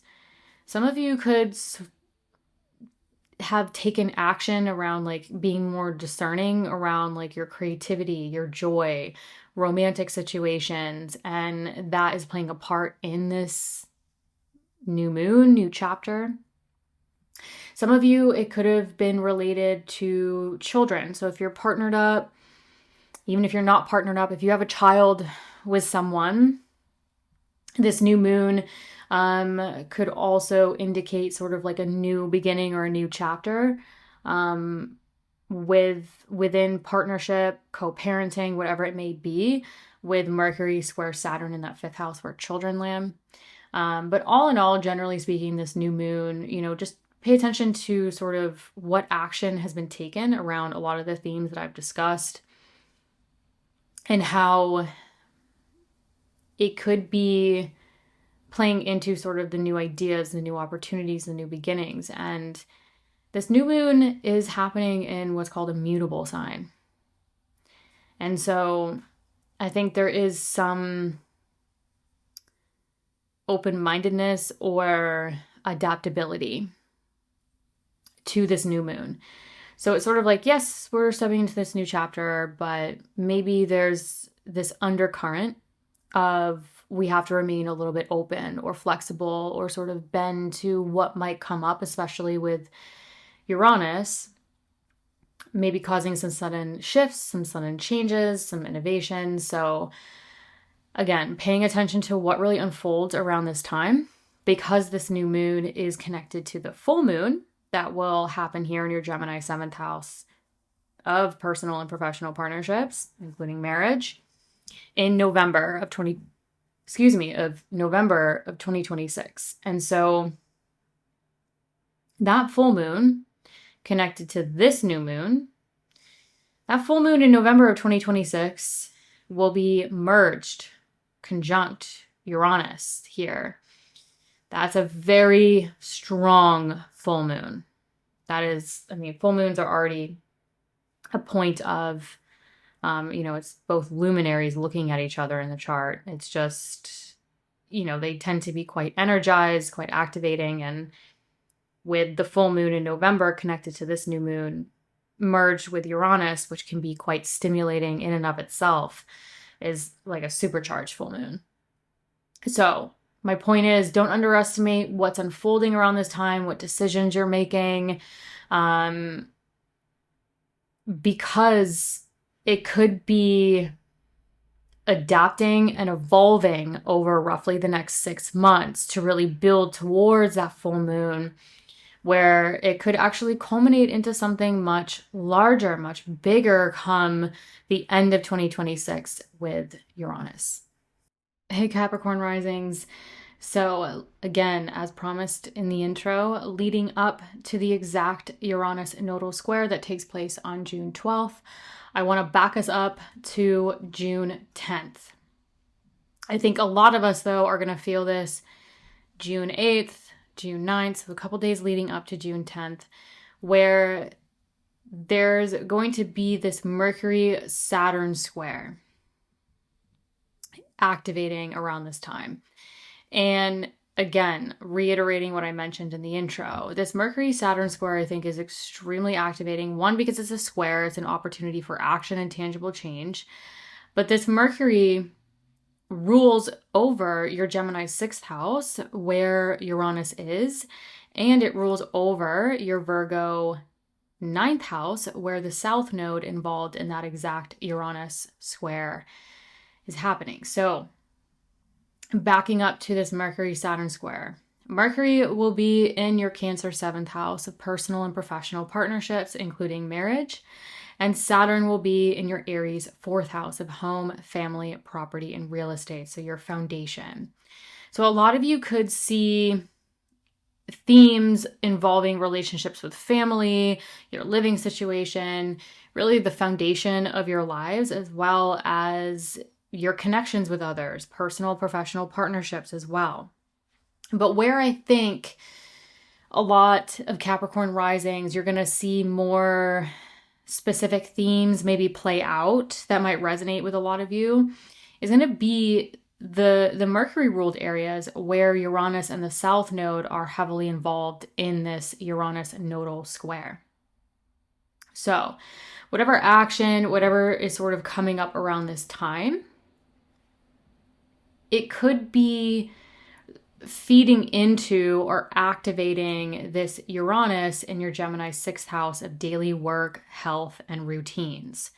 This also includes sort of like colleagues, coworkers, really like your daily grind, your daily habits. And so Mercury ruling over this Uranus in your 6th house, square the North and South Node, whatever action you're taking could actually be sort of influencing that innovation and change to your health, your wellness, your work, your coworkers, your daily habits, and your routines. Now, Mercury also rules this Virgo South Node in your 9th house. Now, the 9th house is really like your higher knowledge, travel, spirituality, publishing, teaching, really what I like to call sort of those growth and potential themes that for some of you could be career related as well. So the Mercury Saturn square, whatever action you're taking, could actually be activating sort of something pertaining to your overall growth and potential or those themes that I mentioned. Now, I don't want to forget that Saturn is also involved in this Mercury Saturn square, leading up to the exact Uranus nodal square. And so I think Saturn ruled areas are also up for grabs in terms of what could really be activating around this time. Now, why Saturn is important? Well, Saturn rules your Capricorn first house of self, physical body, how you take independent action. So the Mercury Saturn square could be involving, something foundationally in your lives, which could involve like relationships with family or a living situation. But some of you with Mercury, Mercury ruling your 6th house of health, Saturn ruling your 1st house of the physical body, some of you, this could be sort of some action and change foundationally to support your health, support your physical body, how you want to move through the world. Mercury also ruling the 6th house, which also rules over sort of the daily work, the routines, and Saturn ruling your 1st house of the physical body. Some of you might be actively taking action to change your work, your routines, your daily grind to support yourself or be more in alignment to how you want to move through the world. The thing I really want to spend a little bit more time on, though, is Saturn rules over this Aquarius 2nd house as well. And the 2nd house is really sort of your personal resources, your earned income, your finances, your value system, your self-worth. And you notice if you're watching, Pluto's there.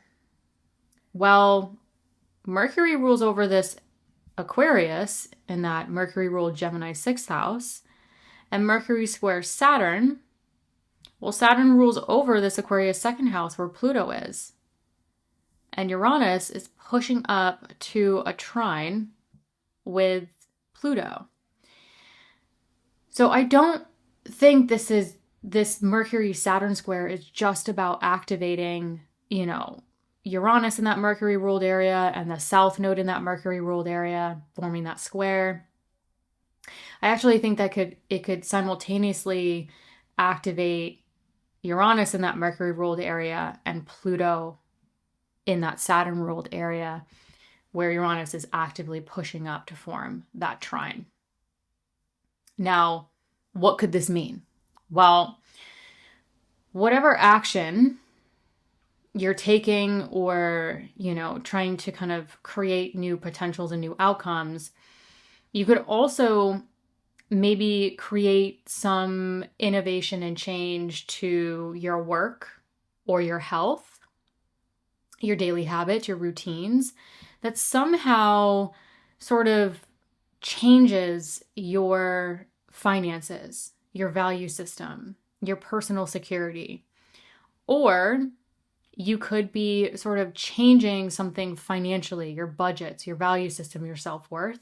And that could also be sort of dissolving the obstacles to the increased innovation, especially with Uranus square the north and south node, the increased innovation and change to some health, wellness, daily habits, routine, and work. So it's not just a Uranus in the square the north and south node. I think this Mercury-Saturn square is really, it's like a trigger point. It's really activating these Mercury-ruled areas and Saturn-ruled areas that are actively communicating with Uranus, the nodes, and even with Uranus in and of itself. Now, the exact Uranus nodal square happens on June 12th, but then a couple days after that, on June 14th.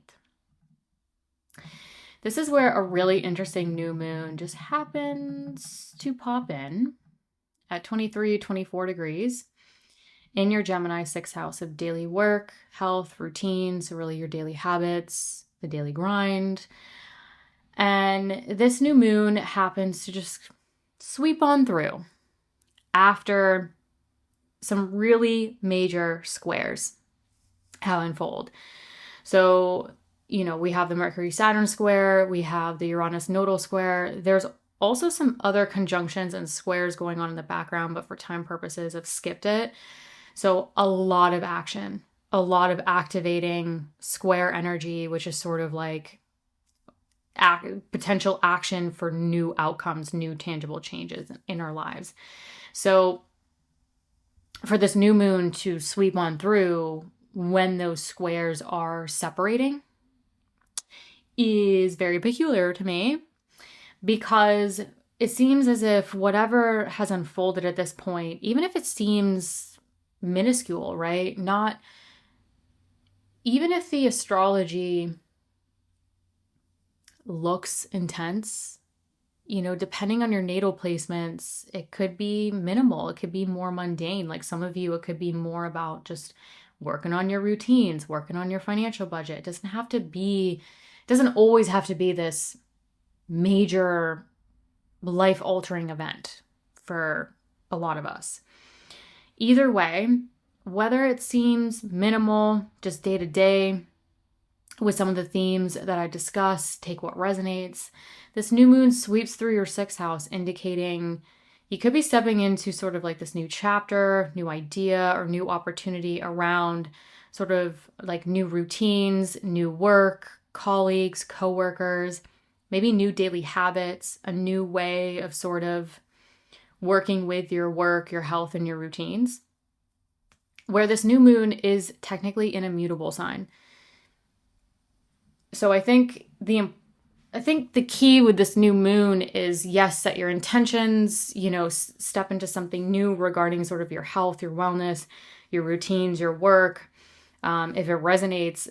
But because it's an immutable sign with Uranus there, sort of like, well, stay adaptable, stay open to what this new moon is ultimately going to evolve and potentially build for a lot of you over the next 6 months or so.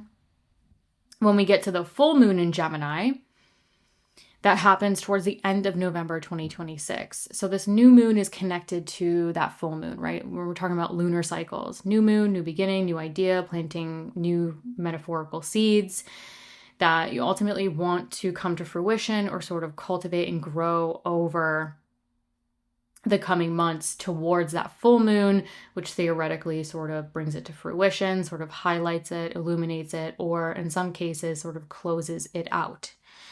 Now, that full moon connected to this new moon, that full moon in November of 2026 will actually be conjunct Uranus in your Gemini 6th house.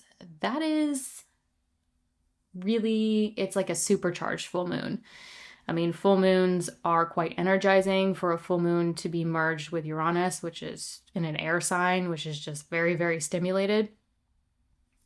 You know, what could be unfolding, the action you're taking around this time, it could actually be building towards something much more significant around your daily work, your daily health, routines, side businesses, colleagues, coworkers, people you work with, that it could ultimately grow into something much larger towards the end of 2026, especially with Uranus.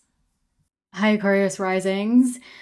So, before the exact Uranus nodal square takes place on June 12th, I want to back us up to June 10th, even the days leading up to June 10th, where Mercury will be forming the square with Saturn. Now, the Mercury-Saturn square, I think, could really be activating Uranus because it's in a Mercury-ruled sign, your Gemini 5th house, as well as activating the South Node in that Mercury-ruled Virgo 8th house. And then the Saturn in the Mercury-Saturn square. Yes, could be involving your Capricorn 12th house, which I'm going to break down, but Pluto is in your Saturn-ruled Aquarius 1st house of self. So I think the Mercury-Saturn square is really this interesting square of really activating some major components of the Uranus nodal square, and even Uranus pushing up to apply to that trine with Pluto in that 1st house of self. So even though, it's not, Uranus isn't directly, depending on your natal chart, maybe it is, but it's, Uranus isn't like directly aspecting the nodes maybe across your 1st and your 7th. I think with Saturn ruling your 1st house of self involved in this Mercury-Saturn square, I think in some indirect ways it's involving you personally. So let's break this down a little bit. Mercury-Saturn square, this is going to be between Mercury in your Cancer 6th house, of really what I like to call like the daily grind, right? The work, the health routines, the daily habits, and Saturn in your Aries 3rd house of communication, information. Really, the 3rd house, I like to think of it as like your familiar environment, right? You're maybe in your familiar environment, there's siblings, extended family, your phone, your car, your laptop, your neighborhood, your local community, whatever it may be. And so some of you might actually see the Mercury-Saturn square, maybe it plays out, or there's situations that come up within your local familiar environment, your communication, exchanging information. Maybe it's involving the work that you do or your daily routines, your daily habits, including health. So maybe those areas is where it maybe comes up or it manifests. But where I think it might resonate a little bit more is those Mercury ruled areas where Uranus is actively, involved in literally and square the South Node in that Mercury ruled 8th house of yours. So the Mercury Saturn square, I think, could initiate that action in your daily grind, your routines, your errands, your appointments, your familiar environment, whatever it may be. But I actually think that it is helping Uranus and the South Node create more innovation, more change, and new outcomes to your 5th house and your 8th house, because that's what Mercury rules. So as Uranus is increasing that innovation, change, maybe even some destabilization to make room for that change in your 5th house of creativity, self-expression, romance. This could also include children if applicable to you. Mercury square Saturn, that square could really create sort of new outcomes to your Virgo 8th house. So maybe it's involving financial themes, resources, partners' resources, if applicable. Maybe making major decisions. Maybe some of you are, going through like a major change or a major decision, and it's involving sort of financial themes or resources. Maybe it's involving your children if applicable, or sort of having you increase that innovation to your creativity, your self-expression, etc. Now, Saturn involved in this Mercury-Saturn square. I also want to integrate those Saturn-ruled areas, particularly because Uranus, square the nodes, is starting to apply to the trine to Pluto in your Saturn-ruled Aquarius 1st house of self, physical body, how you take independent action. So Saturn involved in this Mercury-Saturn square, I think, could initiate some action, some change that could really play out like in your day-to-day, everyday environment. So for some Aquarius risings, this might actually play out in sort of like the everyday mundane. You might not even feel like, I feel like some Aquarius risings might listen to like the transits in June and think like, oh, like nothing major has happened yet. Or, I feel like for some Aquarius risings, this could be sort of the to-do list, like the appointments, the tasks, the daily grind to initiate something much larger in the months to come. So if you're feeling like, I don't, everyone's talking about this major Uranus nodal event, with Mercury Saturn square across the sixth and the 3rd house, this is really about like the mundane, your familiar environment, your daily habits, your daily grind, your routine. So for some of you, the action might start in the everyday.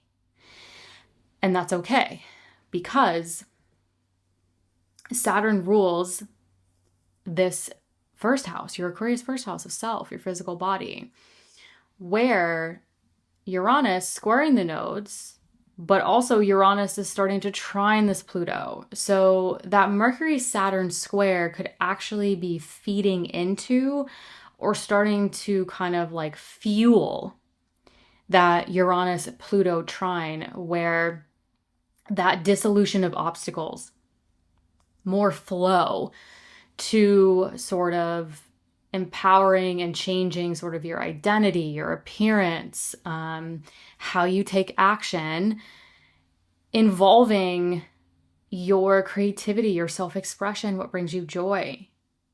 But this could also involve sort of your physical body and children, family planning even, because children land in the 5th house, if that's applicable to you. So for some of you, this might be more to do with sort of the shifts and changes that are happening with your children.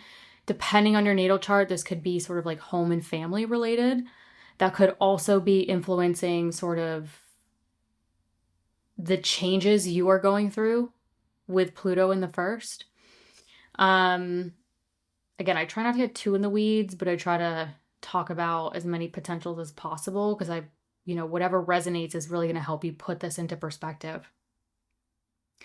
Now, as mentioned, Saturn rules this Capricorn 12th house of behind the scenes, subconscious thought patterns, more of the hidden private area of our chart and thus lives. And so for some of you, maybe there's something going on behind the scenes.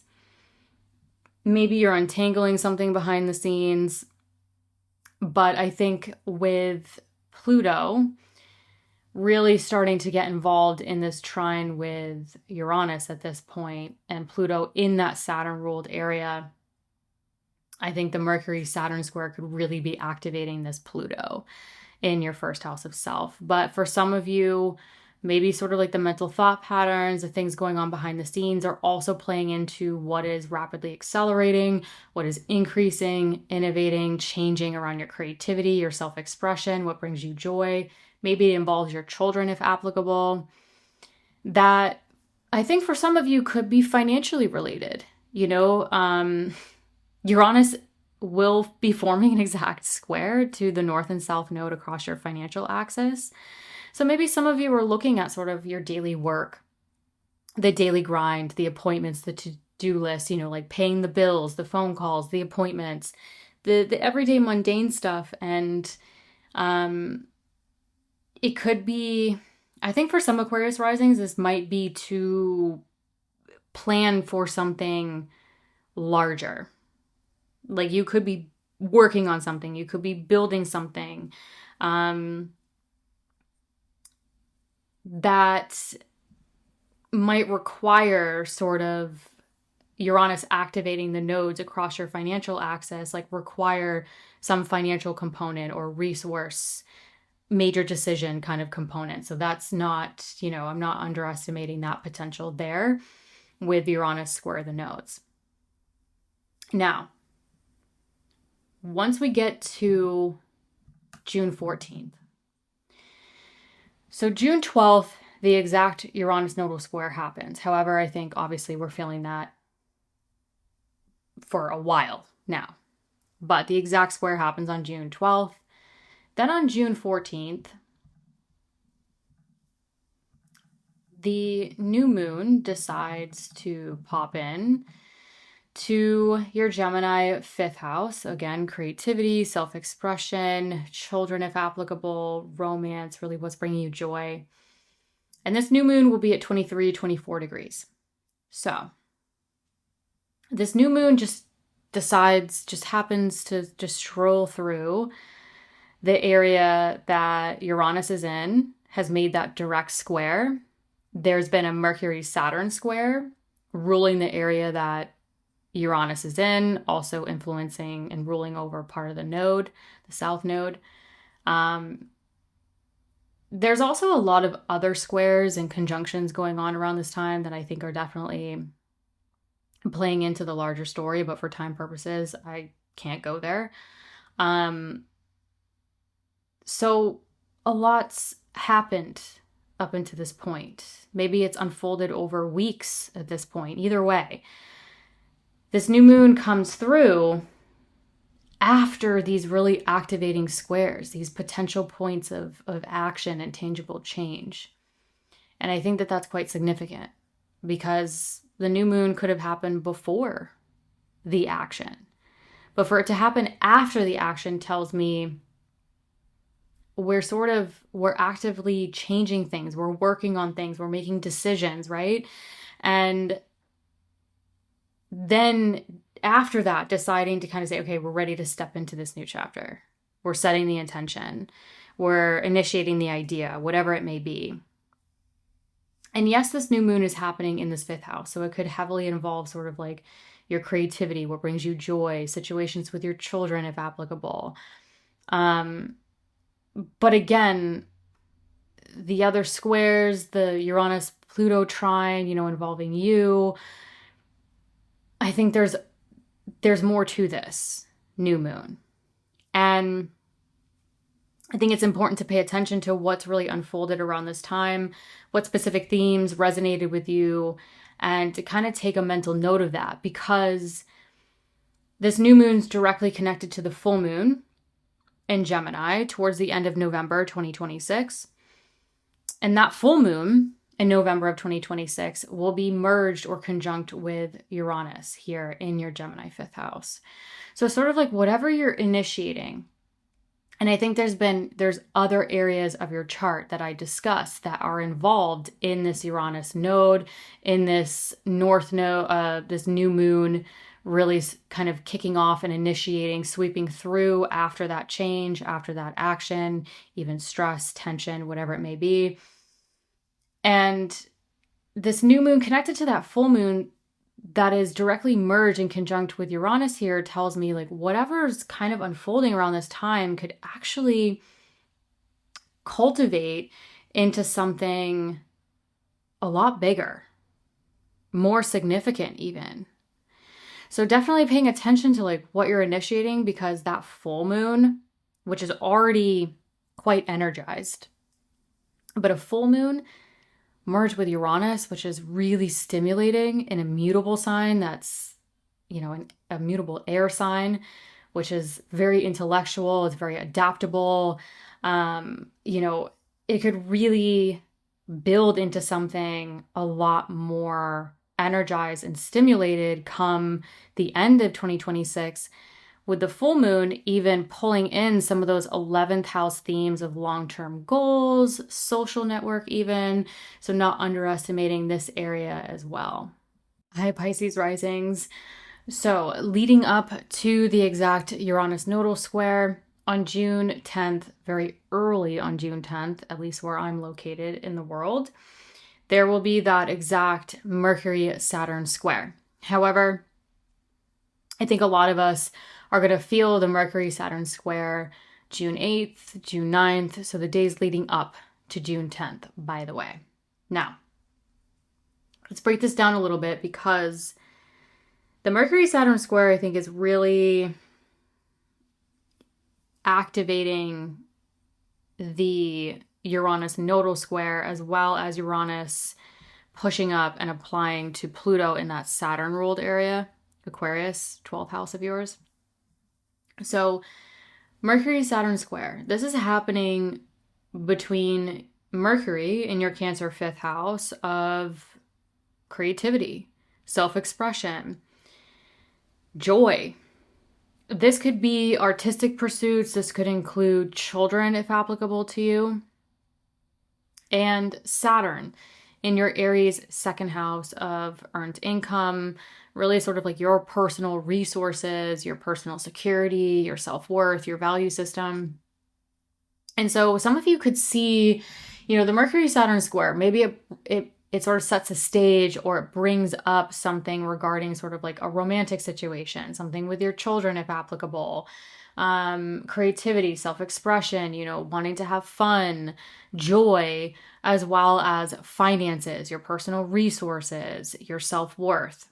But where I really think a lot of Pisces risings might resonate with the Mercury-Saturn square is going to be the Mercury-ruled areas, particularly because Uranus is square the nodes, where Uranus is in that Mercury-ruled Gemini 4th house of home, family, property, and real estate themes. And the South node involved in that Uranus nodal square is in that Mercury-ruled Virgo 7th house of personal and professional partnerships, including marriage. So that Mercury-Saturn square, although it's happening between your 2nd and your 5th, I think it could really be playing into that action and that increased activation to what might be shifting and changing around your emotional and physical foundation, people you live with, family, again, obviously children with Mercury in the 5th house. If children is applicable to you, your children could be actively involved in this, obviously. Property, real estate, renovations, relocation. So even themes within those home, family, property, real estate themes. But the Mercury-Saturn square, with Mercury ruling the 7th house of personal and professional partnership, including marriage, the action that a lot of you could be taking could really be due to, or the desire to sort of change something foundationally, whether it's, a family, property, real estate, or to take action regarding sort of like a relationship, partnership, marriage, a business partnership, or to take action towards the connections you do want to make in those areas. So again, even though the Mercury-Saturn square is happening across the 2nd and the 5th, I think that Mercury is really kind of like feeding and initiating that innovation and change that Uranus could be really activating around the foundation of your life and creating additional change to sort of your first house of self, and certainly that seventh house of partnership where Mercury rules your seventh house of partnership. Now, moving on to Saturn in this Mercury-Saturn square. Saturn rules your Capricorn 11th house of, your social network, your groups, your communities, your long-term goals. So some of you might see, some change to sort of the masses, your social network, your long-term goals with whatever's playing out. That might be sort of like an aftershock, or sort of like the fallout of sort of the action that you're taking, the shifts and changes. There might be some sort of newness around sort of the groups and communities and long-term goals based off of what is shifting and changing and even innovating for some of you. But Saturn rules your Aquarius 12th house as well. And this is where I want to spend a little bit more time, particularly because Pluto is in that Aquarius 12th house.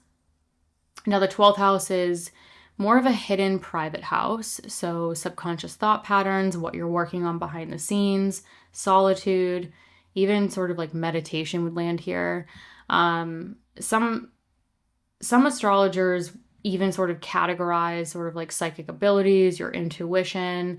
Again, more of the hidden, not so super visible public things.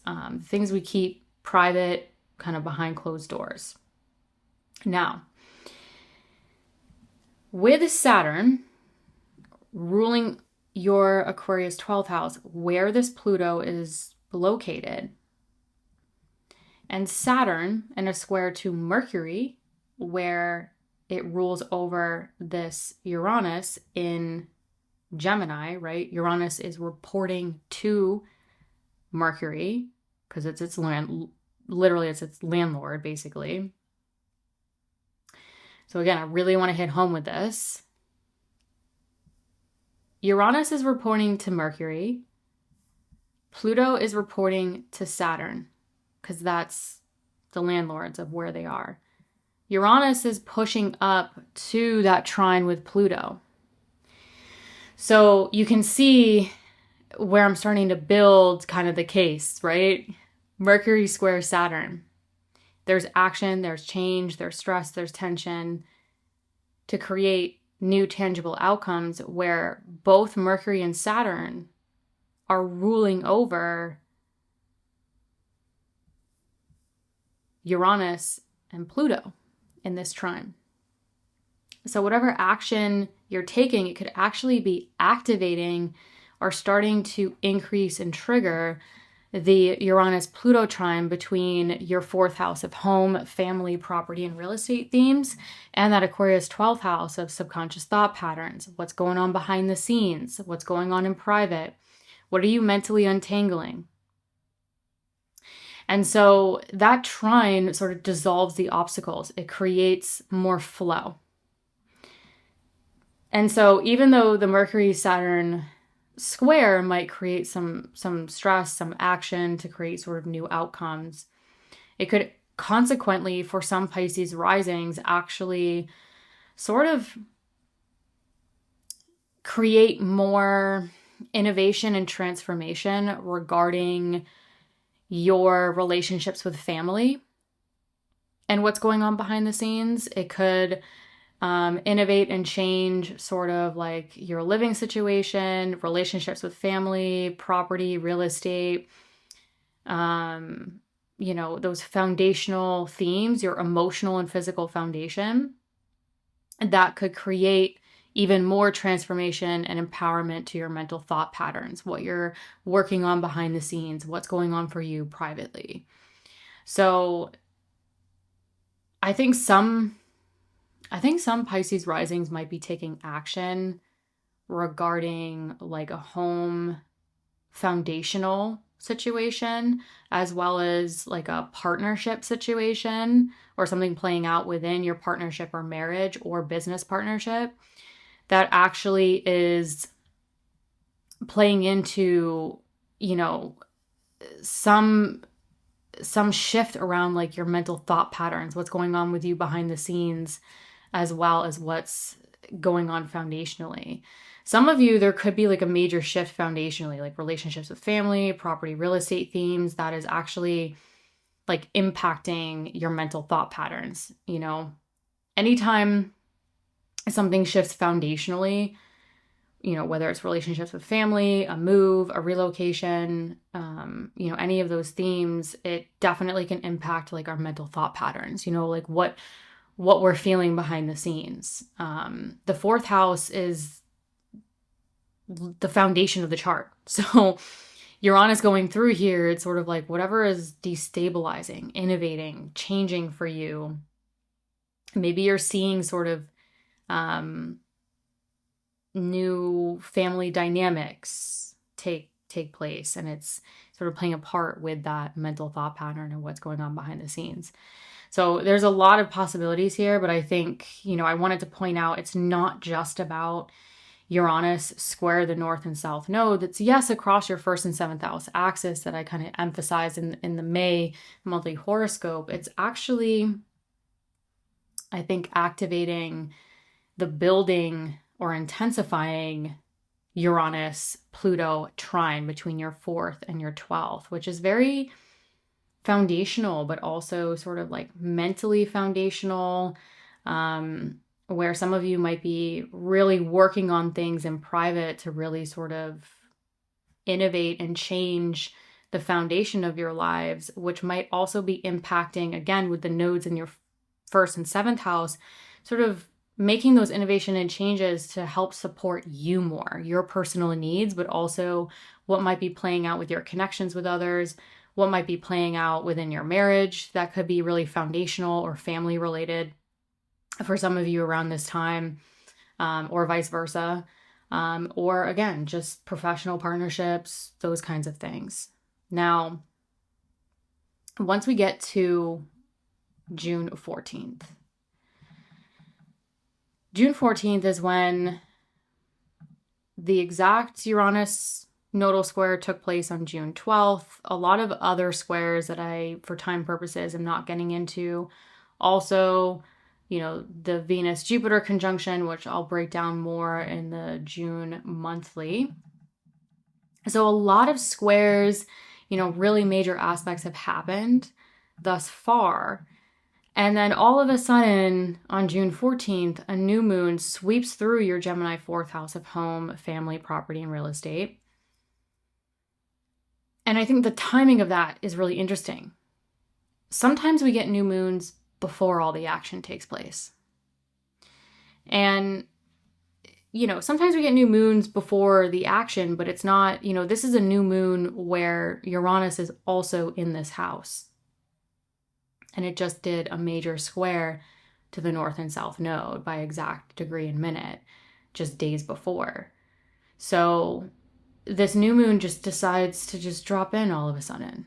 And so it's sort of like what action, what major shifts, changes has unfolded thus far that maybe involved partnership, involved family, involved sort of, you know, what is going on with you mentally, what is going on with you behind the scenes. And maybe for some Pisces risings, like a lot is unfolded and you're actively seeing how it is playing into your thought patterns, what you're untangling behind the scenes. But again, this new moon comes through and it's sort of like, well, after everything that's unfolded thus far, what new intentions, what new chapter, new opportunity sort of, and I think foundationally for Pisces risings where it's in that 4th house is initiating. So I think this could be a good time to initiate new chapters foundationally and that support you, maybe support your long-term partnerships, you know, support also sort of your need for solitude, what you're working on behind the scenes. That again, the Mercury-Saturn square, maybe it involves a little bit of the financial themes. Maybe it involves self-worth and sort of also looking at those 5th house themes. How does it support your children? if applicable? How does it support time for joy, your creativity, your self-expression, despite what is unfolding around this time for some of you? And this new moon is, yes, in Gemini, but it is also considered a mutable sign. And so the mutable signs are flexible, they're adaptable, they bend. And with this new moon happening in Gemini, in that mutable sign, with Uranus there as well, I think Uranus is sitting there kind of saying, we're here to kind of innovate and change. So yes, it's a new moon. It's a new chapter, new intentions, new things you want to kind of cultivate over the next 6 months, but stay open to the adaptability. Bend, don't break, basically. And this new moon is directly connected to the full moon that will take place here in your Gemini 4th house in November of 2026. So with the lunar cycles, we get the new moon, and then it builds over the next 6 months or so towards the full moon, where we get the culmination. It comes to fruition, or we can close it out, or it illuminates something that we need to see regarding the situation, theoretically. So with this new moon, I think it's important to not underestimate the decisions you're making, the changes, the action you're taking, because it could actually evolve into something much larger towards the end of 2026, when this full moon happens here in your 4th house of home, family, property, and real estate, where that full moon will be merged and conjunct with Uranus, really stimulating even more of that culmination and even coming to fruition. That could involve some of the themes that are playing out now, but with it being conjunct or merged Uranus towards the end of 2026, that could really supercharge and energize across your 10th and 4th house axis, where the full moon will be in your 4th and the sun will be in your 10th house of career, business, public recognition, blasting its light on the moon and Uranus here towards the end of November 2026. So again, I cannot emphasize more, it's not just Uranus square the nodes. It's not,